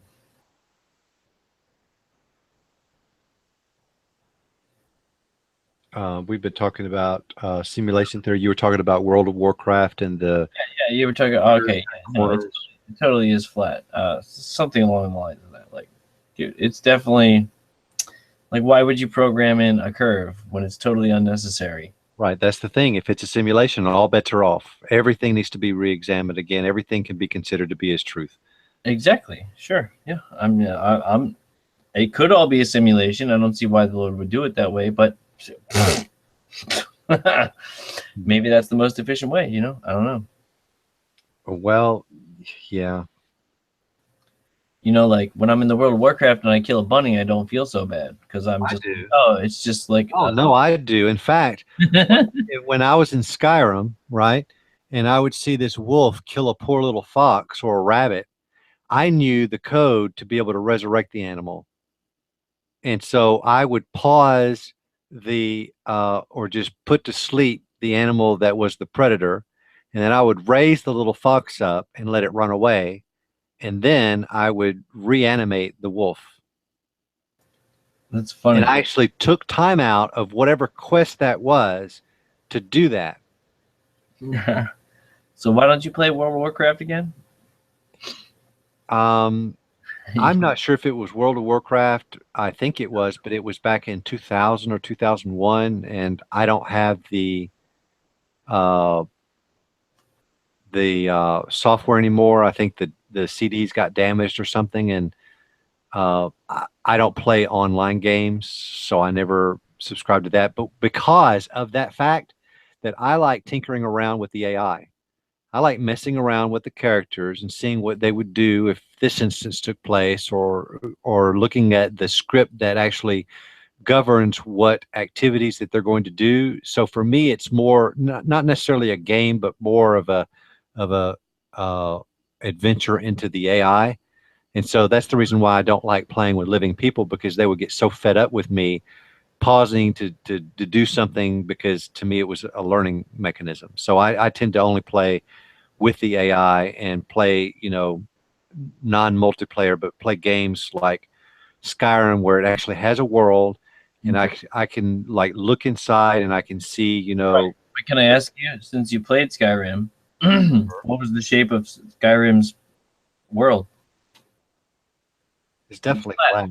Flat, wasn't it? Yeah. Yeah, I was a vampire and I flew up as high as, the vampires don't fly, but I had wings and I could fly. Because why would they want to waste all this time making it into a sphere when it's completely unnecessary if you can give the illusion? Right. It would be against the resources. The programmer wouldn't do that, because it would be way too thick of a software, Right. and it wouldn't run that well. I mean, it doesn't run that well to begin with, because those games are very CPU intensive anyway. Right. Well, it's just the same if you were going to have an explosion. You could have a fake explosion and it would cost far less. If you did it right, you can make like a mini model and blow that up versus making a full-scale model and blowing that up. Yeah, like the nuclear bomb. Why would you do that? Yeah, the nuclear bomb, the nuke hoax, right? It's like, well, look at this again. Does this really look real? Does it? Does it? I mean, I don't know. I'm not scared of nukes anymore. You can tell me about all that. Sure, if I'm wrong, whatever, they have some nukes, but still, they're not going to be able to nuke the entire planet and destroy it. So somebody's going to live. Right? No matter what, somebody's going to live. I can feel confident. Yeah, but wait. Let me ask you something. Sure. You referred to this Earth as a planet. My bad. Planet means wandering one. And so are you, like, really, you I know that it's just normal for your speech to go that way, but yeah, I didn't mean to say you really be saying that this is a planet? No, I shouldn't have said that. That was a total like mind fart error. See, that's what happens when you're indoctrinated. You're like, yeah, the Earth, Why? and then you're like, no, no, the Earth is not a planet. Damn it, not. So my bad. I just think you I will accept that minus 50 DKP. right. You among very few people would have actually appreciated that rebuke I just gave, right? Yeah, probably. It's like, you know what? I did just do that, didn't I? Oh dear. I hate the word planet.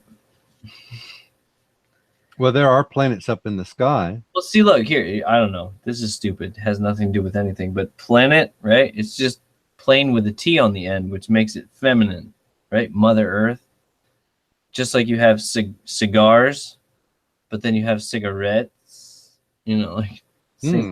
you know, male version, female version. Yeah, right. You're right.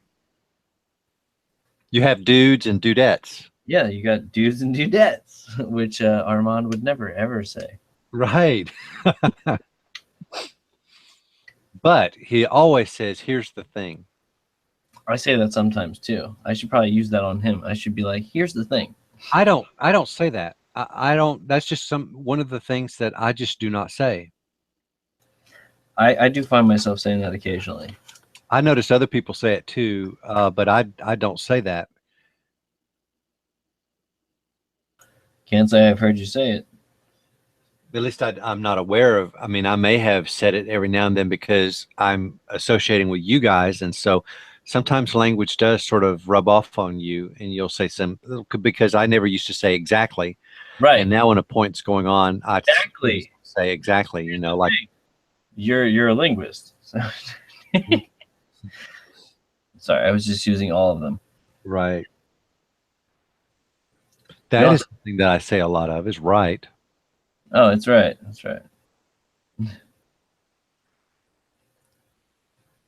I wonder what it would be like for you to host one of these things. Probably be the same. Yeah. I basically try to keep us on track a lot when we go off anyway. So, you know, but I don't know how to do the thing anyway. So, I mean, you're far more It's not hard. adept to do this anyway. And then when Chris gets back, you know, he does it really on a regular basis anyway. And then you're pretty much the secondary guy to do it anyway. So, I mean, I'm happy with that. Isn't that funny though? I came out of nowhere. I'm the second-hand man for like having it go. How'd that happen? How did I rise and beat you guys in the ranks? What happened? Well, you're one of the late nighters, so you know people can read. I mean, I doubt very seriously our brothers would continue on right now. So, I mean, you're still No, they recording, definitely wouldn't. We're the only people that go this late usually. right? But I mean, if we were still talking about something theological or something, they'd probably still be listening to it or something. But I'm sure they tuned out by now, even though you're still recording. But the thing is that you can record up until the very end of whatever theological discussion it is. Whereas when Rob was offering to do it, Rob goes to sleep so early that as soon as he would hang up, then the recording wouldn't be there. Right, exactly. All right, right, exactly. So I'm a better candidate, but it's funny how that works, isn't it? I rose because just the things that I'm doing. You know, like now I'm the second, basically. Like if the hangout's going to happen, it's because I did it. Because imagine if I wasn't here at all, right? If I was never part of your group, then what would you guys be doing tonight? Rob would have hosted it. He's done it before in the past or volunteered. Like you just said, but for how long? 20 minutes? Like You would be. I love you, Rob.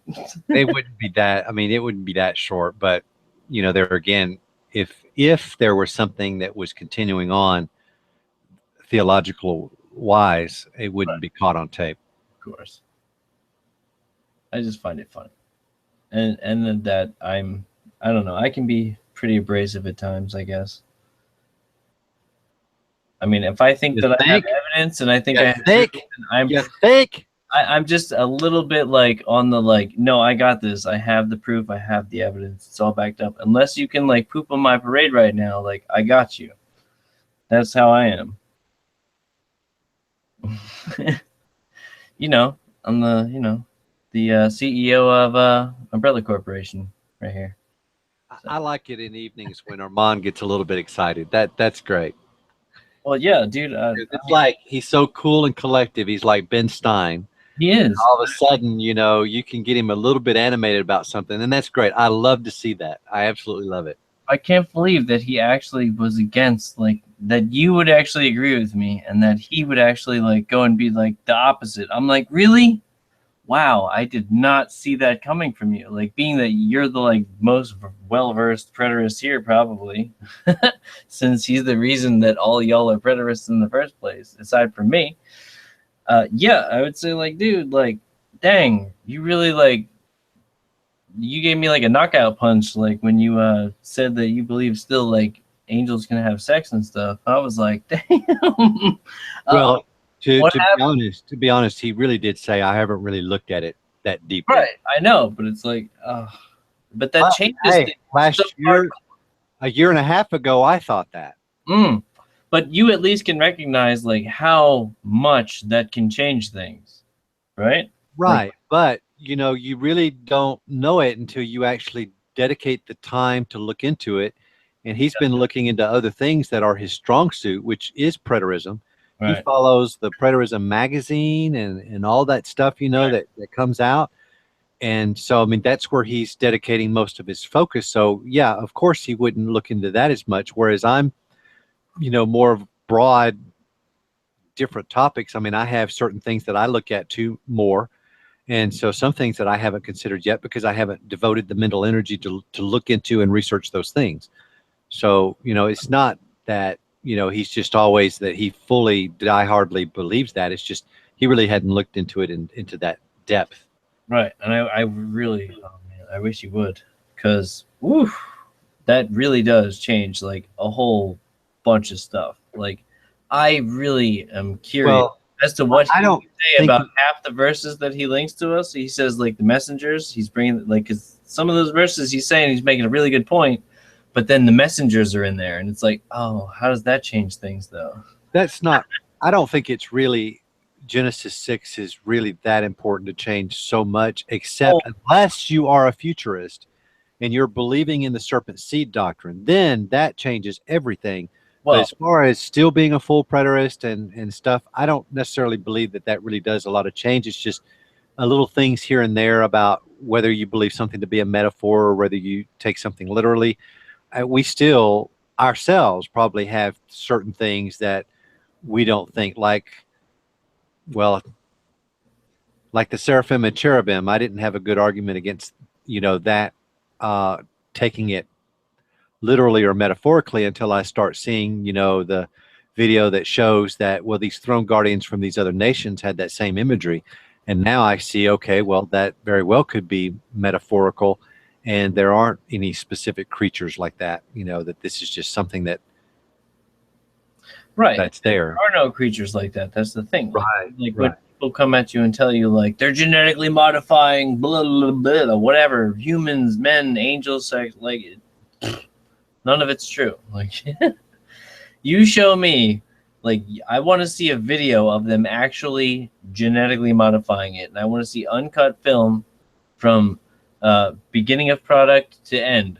Like until you can do that, I don't believe you. I don't believe that you can mix this with that.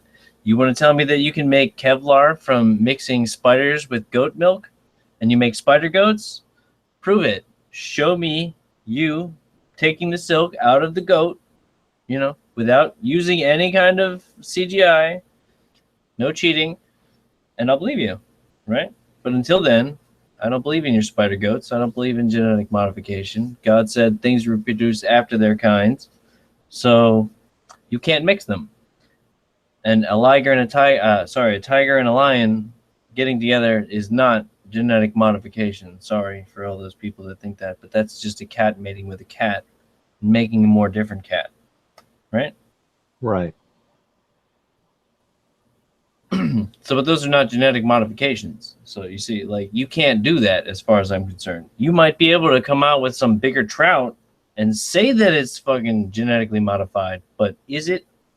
No, you're just taking a picture of a small fish next to a big fish and procreating. You can take That's all that's happening. you can take information out of one cell.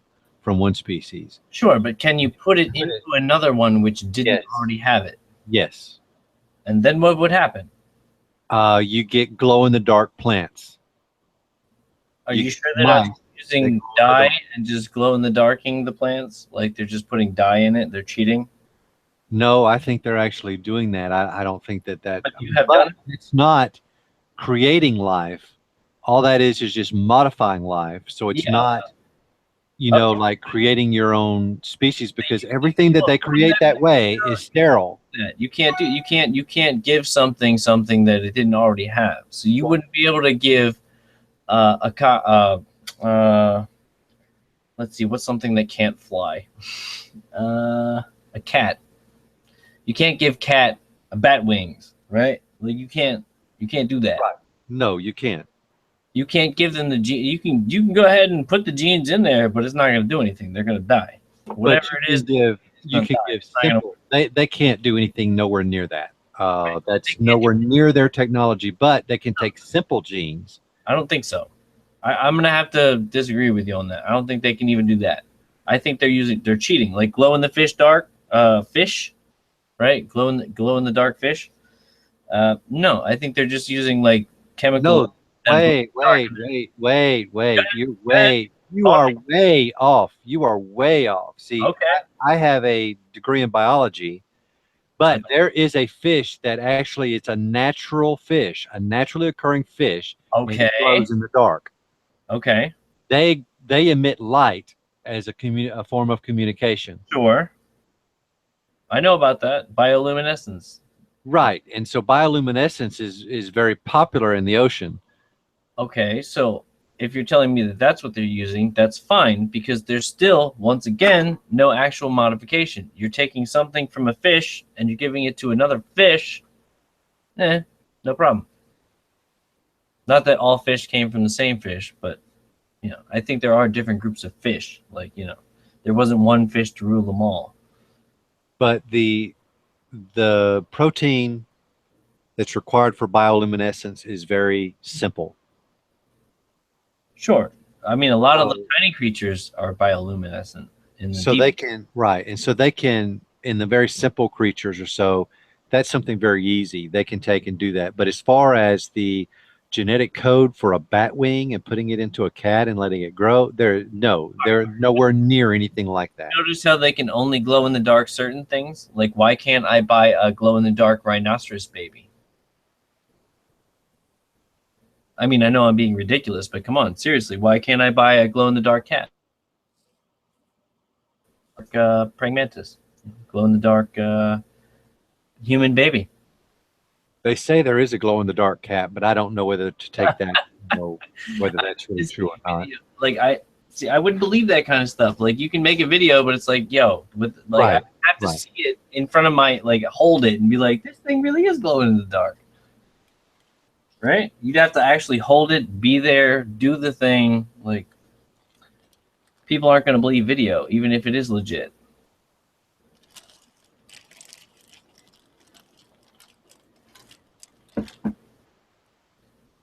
Glow-in-the-dark chickens.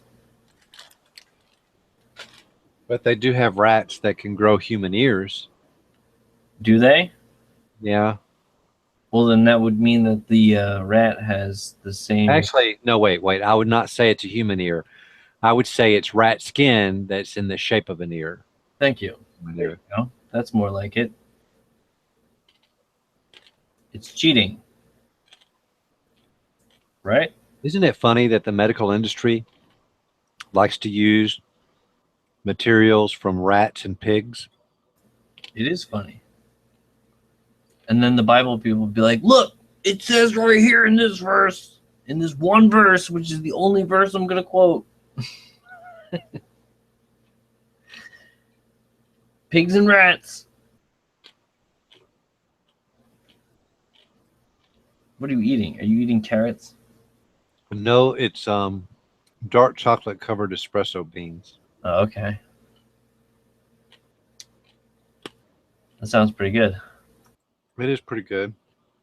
It's a little crunchy. A little. Not really beans. What a coffee bean is really a roasted seed. of the fruit of a coffee plant. Yep. But they're so good though.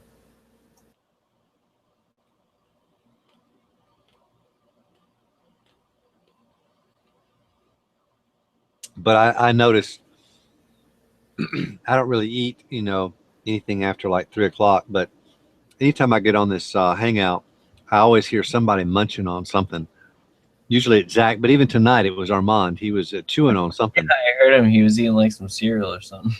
So I mean, and I'm hearing him start getting cravings for something to eat or something. So I like to have something, some source of food around me or something when I'm doing the hangout. So, but these coffee beans are somewhat. I keep going back to them. I don't need to be doing that. That's too much sugar.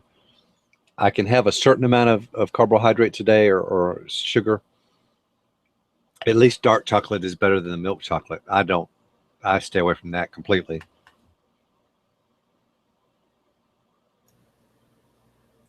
Guess you're not like you said. You stay away from the dark chocolate. No, from the milk chocolate. The milk chocolate. So you're just like Warren Buffett. Warren Buffett likes that dark chocolate, and he doesn't mess with the the milk chocolate. He don't like that. Yeah, it's just got too much sugar, and sugar is really bad for you. And that was another thing about Michael, is that he is into the ketogenic diet heavily. Well, yeah, you guys talked a little bit more, so he might have divulged a bit more information to you than I know. In fact, when I was telling him about ketosis, he's like, "Nuh-uh, you're lying. You're not in ketosis, and you're not." And I'm like, "I've been in ketosis, brother." Yeah. That's one of those other things. And then, you saw that on the Star Trek. It's a coincidence. It is. I've known this dude forever, but I guess it was always just going to play out this way or something. Because, what are the odds, really? You're right. What are the odds that, like, you meet a dude who's got a name which you've never heard before? But then, here's the thing. Now that you've heard it, you're going to be on the lookout for it. So it might have been there beforehand, but you didn't notice it.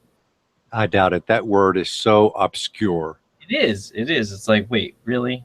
Really? This word of all words? This is the one, Cathexis? That's the one I'm going to see in a friggin' Star Trek episode?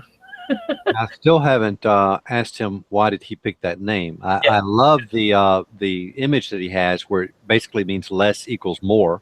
Mm-hmm. Because he was trying to shed away all of the distractions in his life and pretty much all of his belongings, stuff like that. And I think that's great. But as far as the name itself, I didn't get around to asking him, why did you pick that name? Well, I did tell you, didn't I, what the definition of it was? Yeah, I've read the definition of it. And I also know in Greek, actually that was back in the 1800s that it sort of got revived. But cathexis is actually a Greek word. It means retention, but now it means something else. We sort of redefined it to be focused on a thought so much that even to an unhealthy degree. Right. But that didn't exist before the 1800s. But it had always existed in Greek, and it means retention, which is holding on to something. Like water. Yeah. Interesting. Yeah, that is weird that you had that experience. But I'm sure he'll be back next time. Just tonight wasn't good for him. And definitely he would want to talk to both of us. And since we're both the only ones on right now, it would be prime time. But he's not around.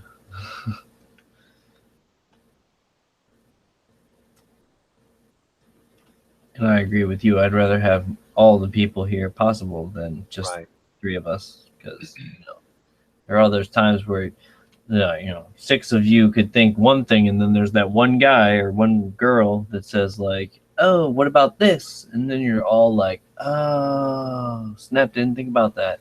Right. The information would be processed slower, but it would be more thorough, I believe. Yeah. And here lately, I'm more interested in quality versus quantity anyway.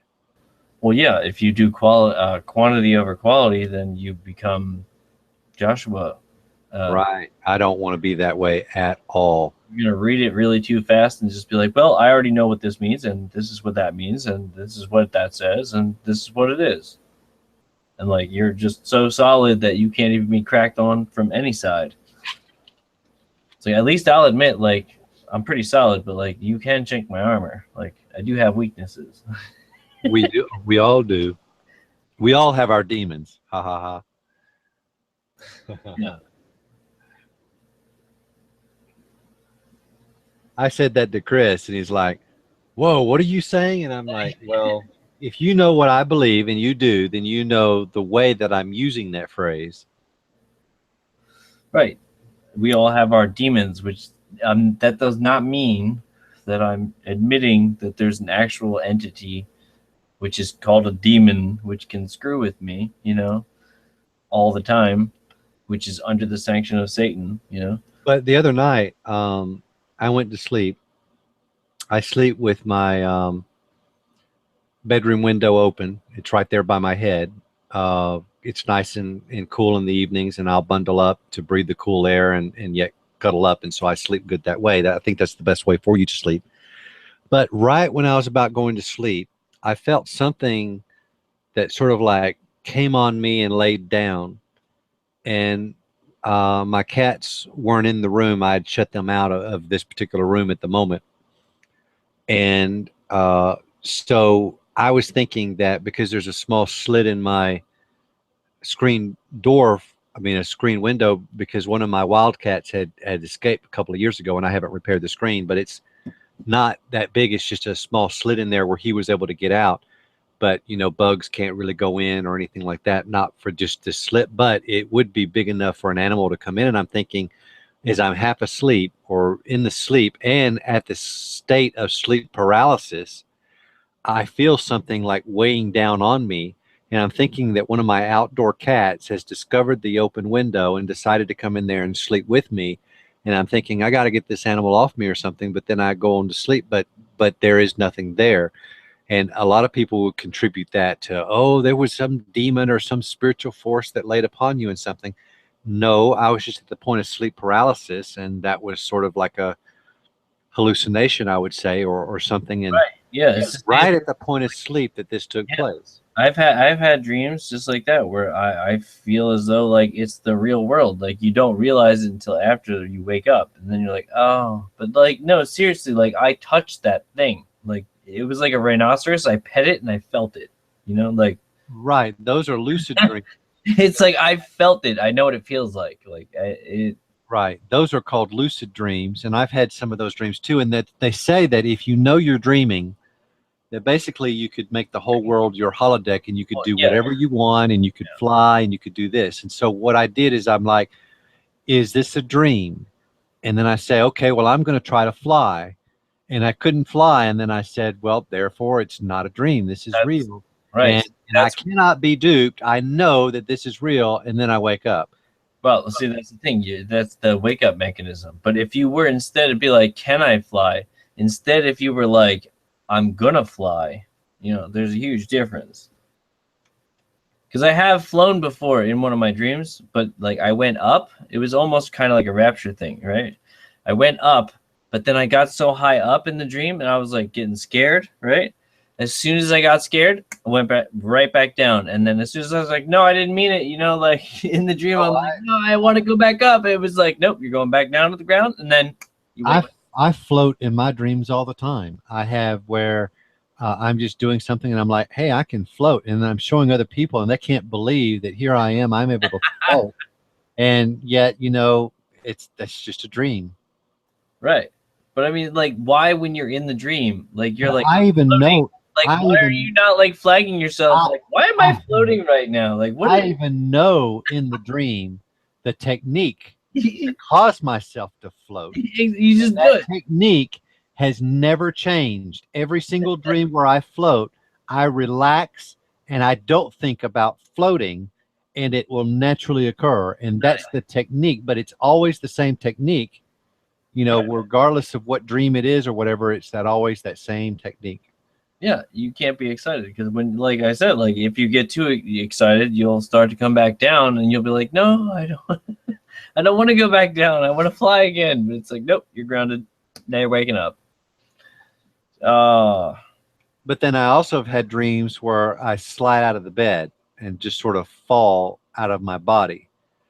But if you realize that there's what's called proprioception in Are you your talking? brain, Are you talking about waking dreams where like you think you're gonna fall off something and then you wake up like when you're falling, no, you, like slap your bed? no, these are dreams where you've clearly been removed from your body and you just sort of lost the attachment to it and you start floating down, you start sinking down in the bed and end up in the floor, but you're still dreaming, but yet you think, well, I've left my body in that dream.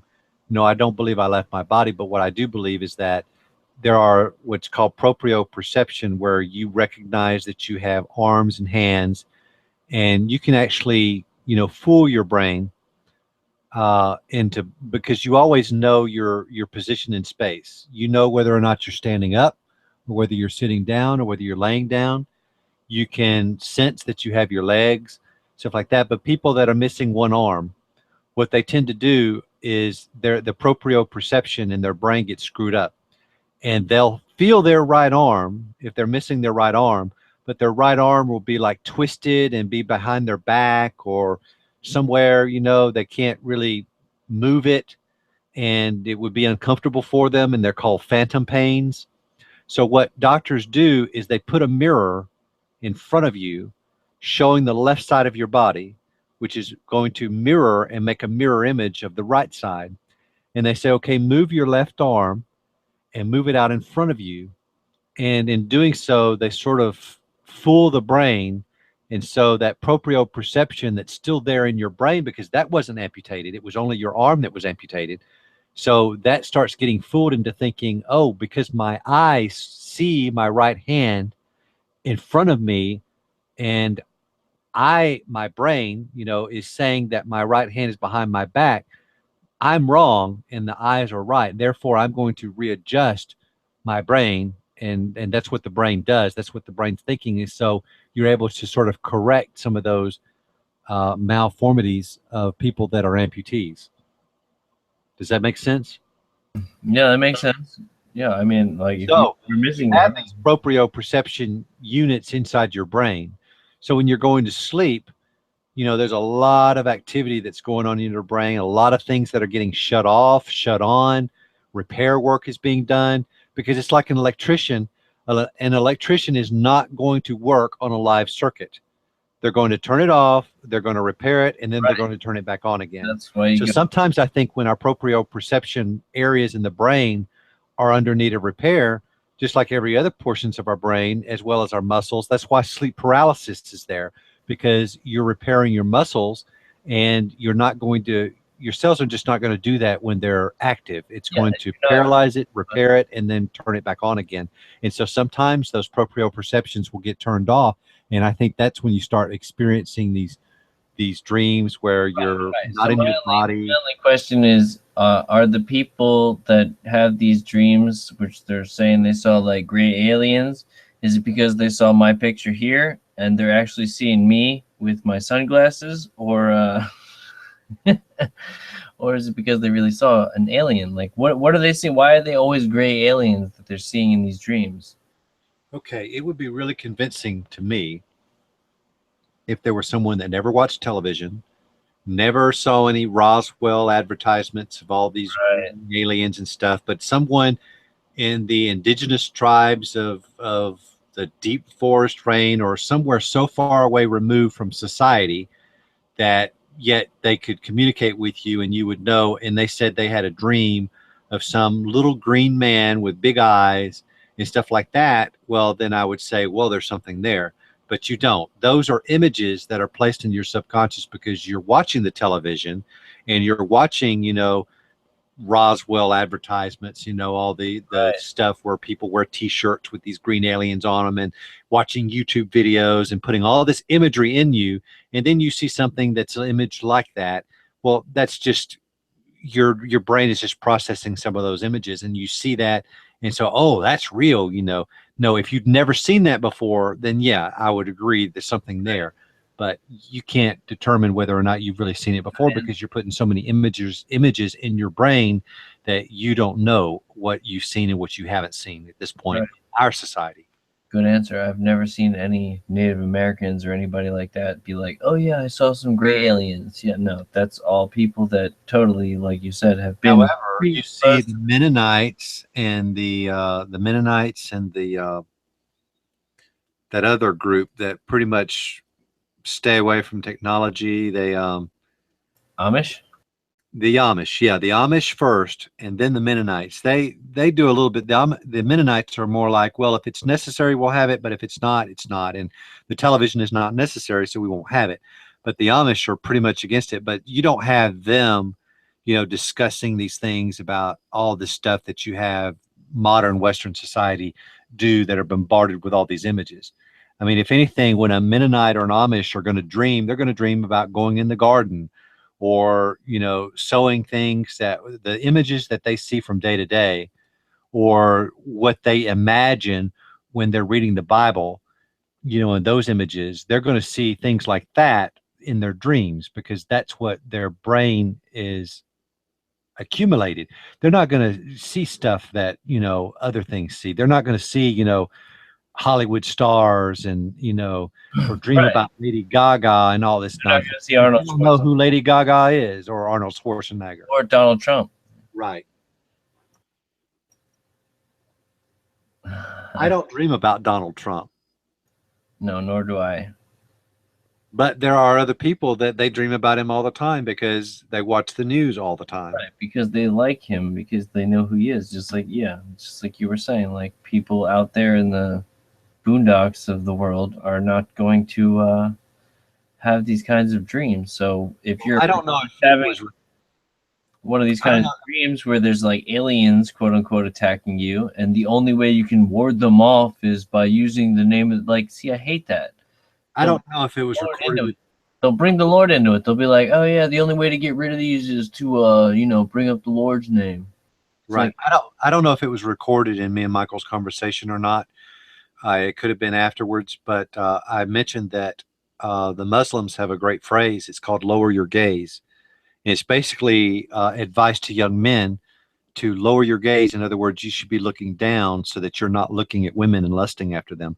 And I said that I could take that as far as in all of Western society is lowering your gaze so you're not looking at all these advertisements and inputting these subliminal messages into your mind and not knowing that you're doing it. So I said I could apply it to everything, and he thought that was pretty interesting for that. So I don't know if that got recorded or not, but I like to hold to that advice of lowering your gaze, not just for areas of lust and stuff, but for subliminal advertising. And he actually knew already that every single fast food restaurant is red and yellow. Yeah. Yep. Most of them. Because orange makes you hungry. Subliminal for the win. See, most people wouldn't even think about that. But some esoteric dudes definitely would. And you have people like, I don't know, everybody thinks that, oh, it's Coke or Pepsi. It's like, yeah, well, what if Coke and Pepsi were working together to like own you? Sure. Like, then what? Then now it's not Coke or Pepsi. Now it's Coke and Pepsi versus you.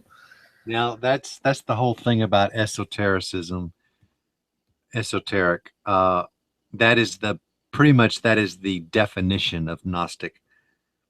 The term esoteric means intended for or likely to be understood by only a small number of people with a specialized knowledge or interest. Right, exactly. That is gnosis. That is, indeed. And I'm not claiming to have that. Like, everything that I'm saying is, you can find that out easy. I mean, I found it out, so it can't be that hard. Well, I don't claim to have any government documents, secret bull crap, like no secret spies, no special characters, no special guests. I'm just me. just one guy with the internet, like you all have. Yeah, I'm not so convinced anymore that I'm just me. I mean, when I used to debate atheists, and I don't anymore, but they're like, prove to me God does not exist, and I'm like, for you're telling me to prove God, and I don't even know whether I exist myself. For all I know, I could be the universe dreaming what it's like to be a man. I have thought that too. I have thought, like, what if I am like controlling all this? But I mean, how can I be? Well, I mean, that's the thing. When I'm seeing Cathexis twice, But what if it is my dream, like somehow secretly, like I signed, and then my dream is to like have it be the most ridiculous, most messed up world where everything is so impossible to figure out, but you can figure it out. But like it's really hard, right? That's- Like, that's- what if that was the whole scenario that I set up for myself? well, that's some of the things when I come across something like Cathexis times two, and I'm thinking, okay, well, is this just an extension of my consciousness? Right. Are you really there? Are you really there? I mean, yeah, you will bleed, and that sucks. And it does hurt most times. But like, are you really there? I mean, like it says the life is in the blood. Yeah? You believe that? I mean, obviously if you lose all your blood, you're dead, so it's got to be true, right? But since I don't see my blood and I'm in a simulation, haha, that blood doesn't exist because I'm not observing it at that moment. Only until I get cut by a T-bone steak do I see a T-bone steak bone trying to cut it in half like a dummy with my hand. Your life meter is low, and then you have to eat some chicken, and then you eat some chicken, and then you gain your health back, right? I mean, you're still alive, right? You cut your finger on a chicken bone, but you ate the chicken, and now you're good. I don't even really get hungry anymore. I've lost another 4 pounds. Well, that's good, I suppose. If you were, over 125 pounds. Is that how much you weigh? No, I'm that's what I used to weigh, but now I think I'm about 145. Yeah. 145, and you're 5'5"? Yeah. Boy, you're a short little dude. Yeah, I am. I'll come and visit you one day. One time. I have to find somebody appropriate to come, but I don't know. Some of the characters I know. They are quite the characters. So when I hug you, I'll just pick you up. Yeah, basically. It'd be like me finally meeting a Sasquatch, I suppose. I'll be like, there you are. I found you, finally. But I expect you to be in full Darkwing Duck attire, because if you're not, I'm just kidding.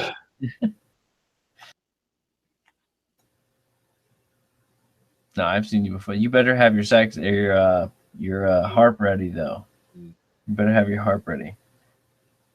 Let's see. Because you were supposed to do some Kiseki no Umi. Like, you did do it, but, like, you said you were going to redo it. I did, and then I got off on another thing, so it had to be put on a shelf. That's the way I am with certain topics, like Of course. and this has been for years. It's been that way, like photography, philosophy, music. They all like cycle, and I'll focus on one for 3 months or so, and then I'll focus on another for 3 months or so, and then I'll go back to the original, and then I just sort of do this continual cycle thing. And I think that my mind is built that way because what happens is when I'm doing it, I'm not necessarily processing it.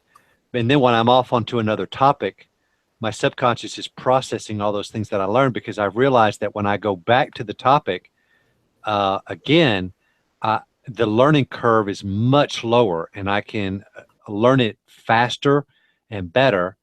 And so I've processed that information before, and it takes time for your mind to develop those, or your brain to develop those connections and those associations and stuff like that. So each time I get better and better at those certain things that are interest of mine that I cycle back and forth. Well, that's interesting that you do it that way, because, who knows if that might add some extra kind of edge. because it's like, yo, you cycle between them. Like you'll be playing harp for 3 weeks, but then you'll be playing the flute for 3 weeks. Then you go Right. back to the harp and you're like, yo, I know this, and then you like kill it even harder than you did before.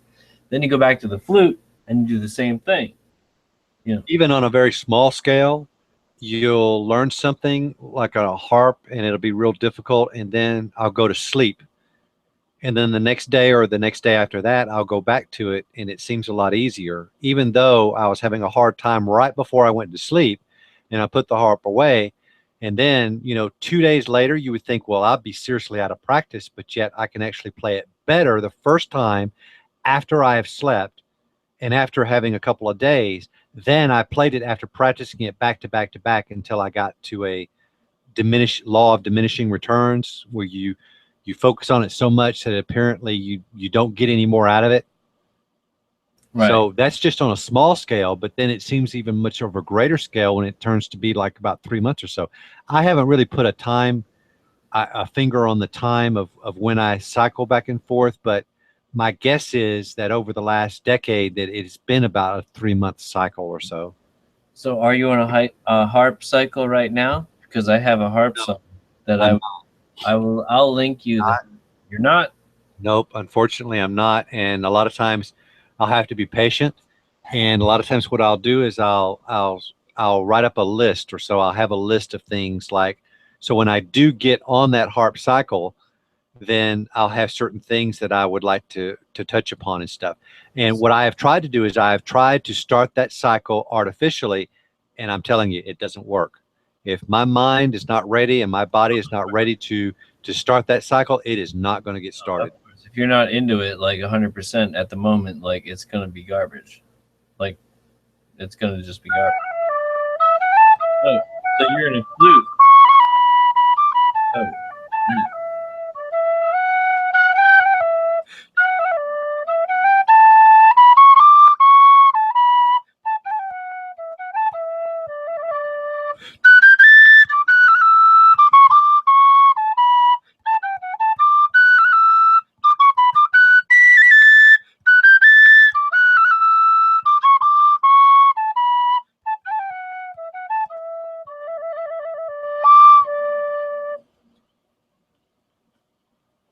I'm not in the Irish whistle cycle either.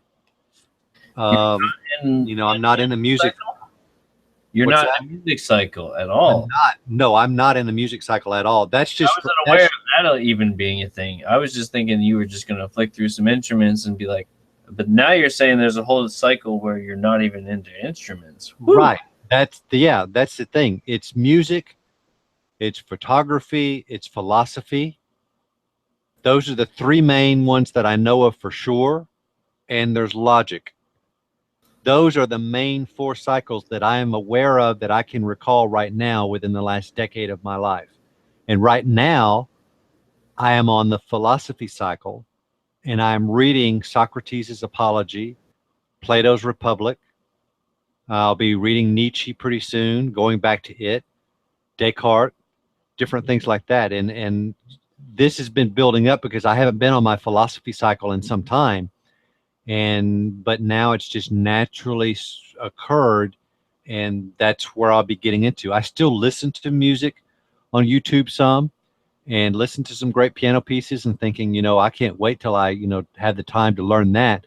But I cannot start these cycles artificially. It just does not work. It's fruitless to do so. I feel you. Same thing. Like certain things I don't feel like doing sometimes. So it all falls into, like you said, cycles. It's like, yo, sometimes I'm like down with like going with you to the bar and hanging out. Sometimes I'm not. Sometimes I'm sometimes I like a lot of insects, sometimes I don't. Also, I'm into more of a, and then they fall off, but I still like them.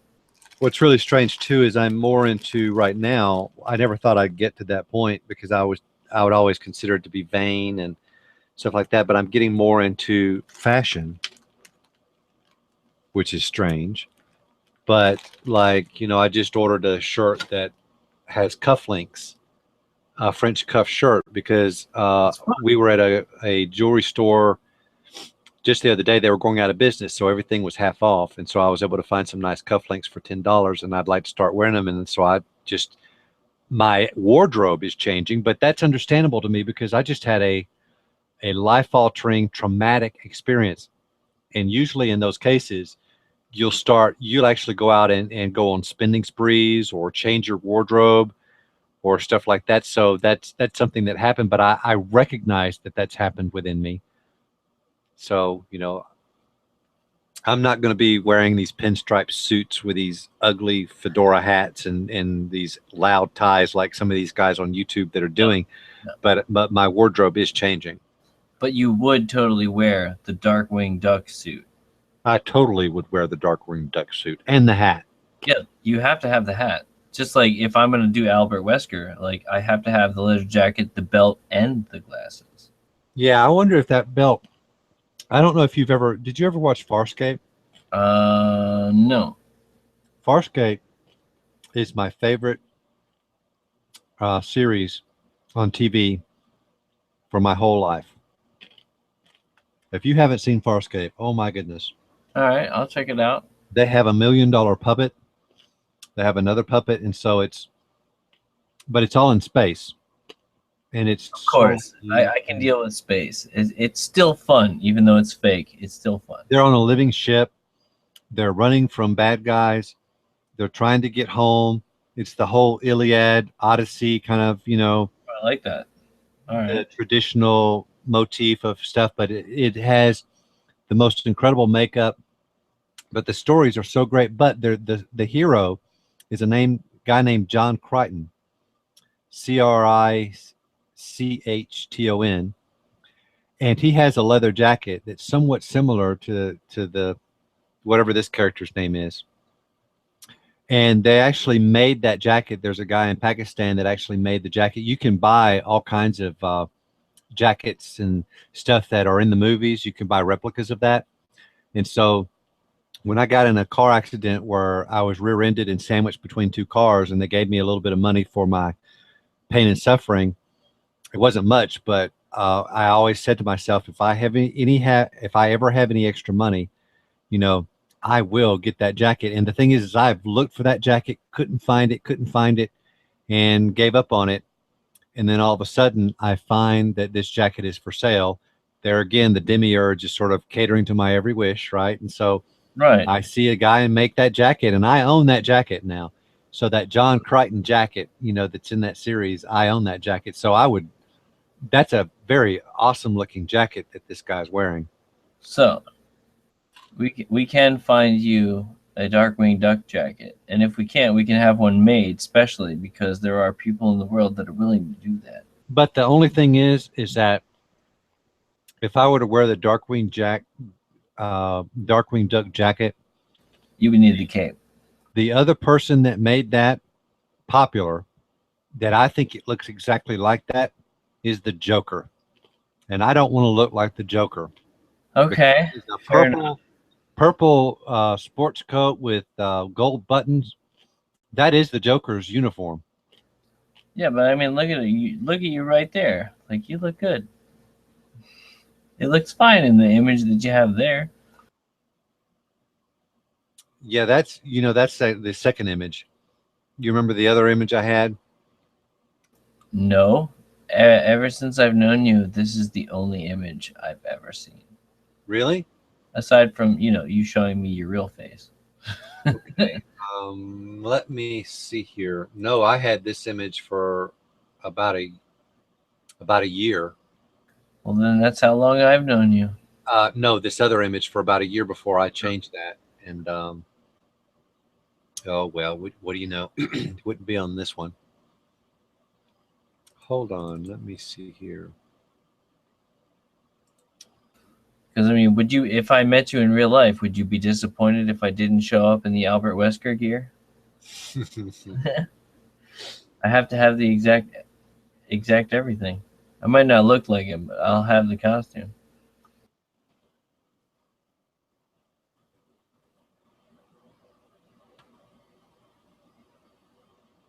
Okay, I'm going to show you the image that I had for years.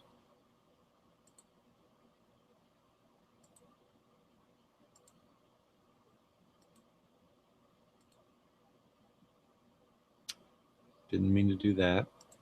See that one there? Oh, You see that one? yes. It wasn't quite that one. Let me see if I can actually find it. It's I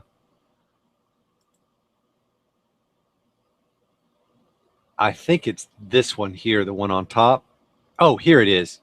This was, well, that's the other one.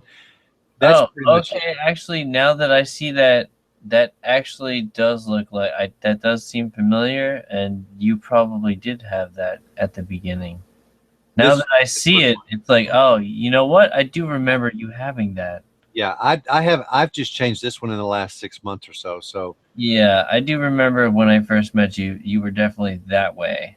That was definitely the one that you had. but since I got my screen on, let me show you something real quick. Okay,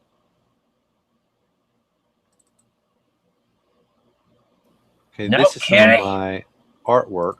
Bad Kenny.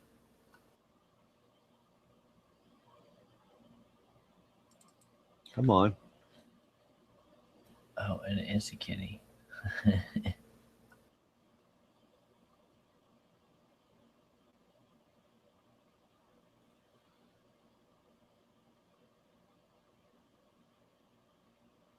Where it's sort of like a solar-graphed cats.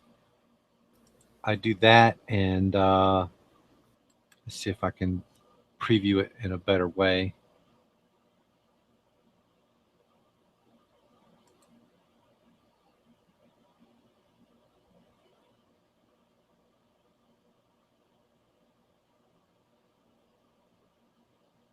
It's a cat on the fence, you know, but then what I've done is I'll clear them up. Oh goodness, this has got really convoluted here. Let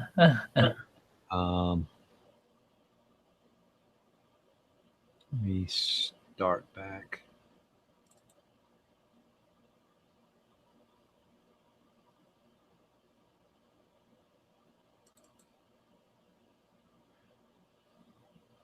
Okay, for instance, like this was a cat that was laying on its floor, laying on the floor next to its food bowl.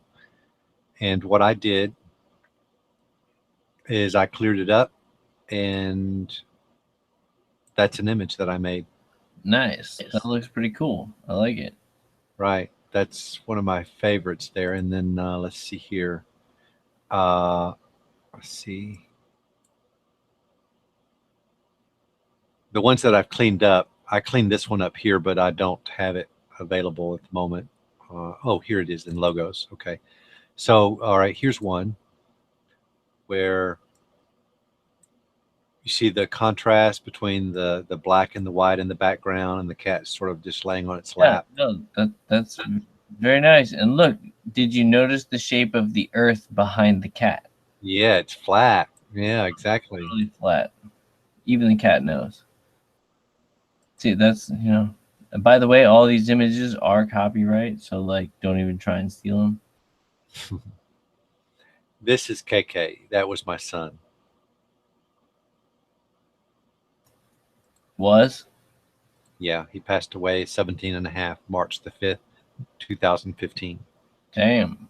He's the one that was on my lap when a little bird, or what I would say a little angel, tapped on my window, and I knew that his time is coming to an end. God was so gracious to me to Right, show because- me that that my time with him would be coming to an end. Right, because anything could be a messenger.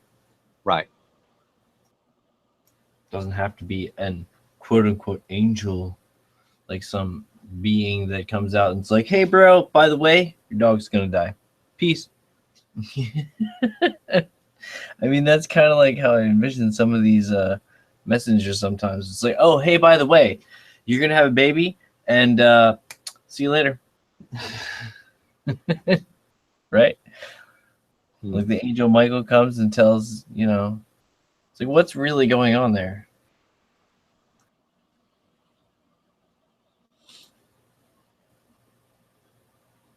No. Oh, what I was just showing you too was part of a phase. Was Oh. part of this. Was part of the cycle. I get into stuff like that. Right. Well, that would be the art cycle. Right. You said there were 4. So, And that is one of them. And that it's funny that it's really funny that I'll go so long that I'll forget how I did something, and I'll have to relearn how I did it, but I'll always get to the same point again. If that makes any sense at all. yeah, no, that's exactly like I was trying to link you that documentary, whatever, that movie about 70 AD, but I couldn't find it. I did retrace every single one of my steps. I went through everything. I did everything possible to try and find this. I swear it's removed. It's gone. In other words, yeah, if I find something by accident, and then that cycle goes so far that I've forgotten how to do it, I will again find it by accident. Right. Well, that's the only way I'm going to ever find this again is by accident, because that's how I did find it the first time. And I knew what it was. I know what it looks like. I know it. I've gone to it before, and I'm telling you, it's gone. They took it up. Like, whatever.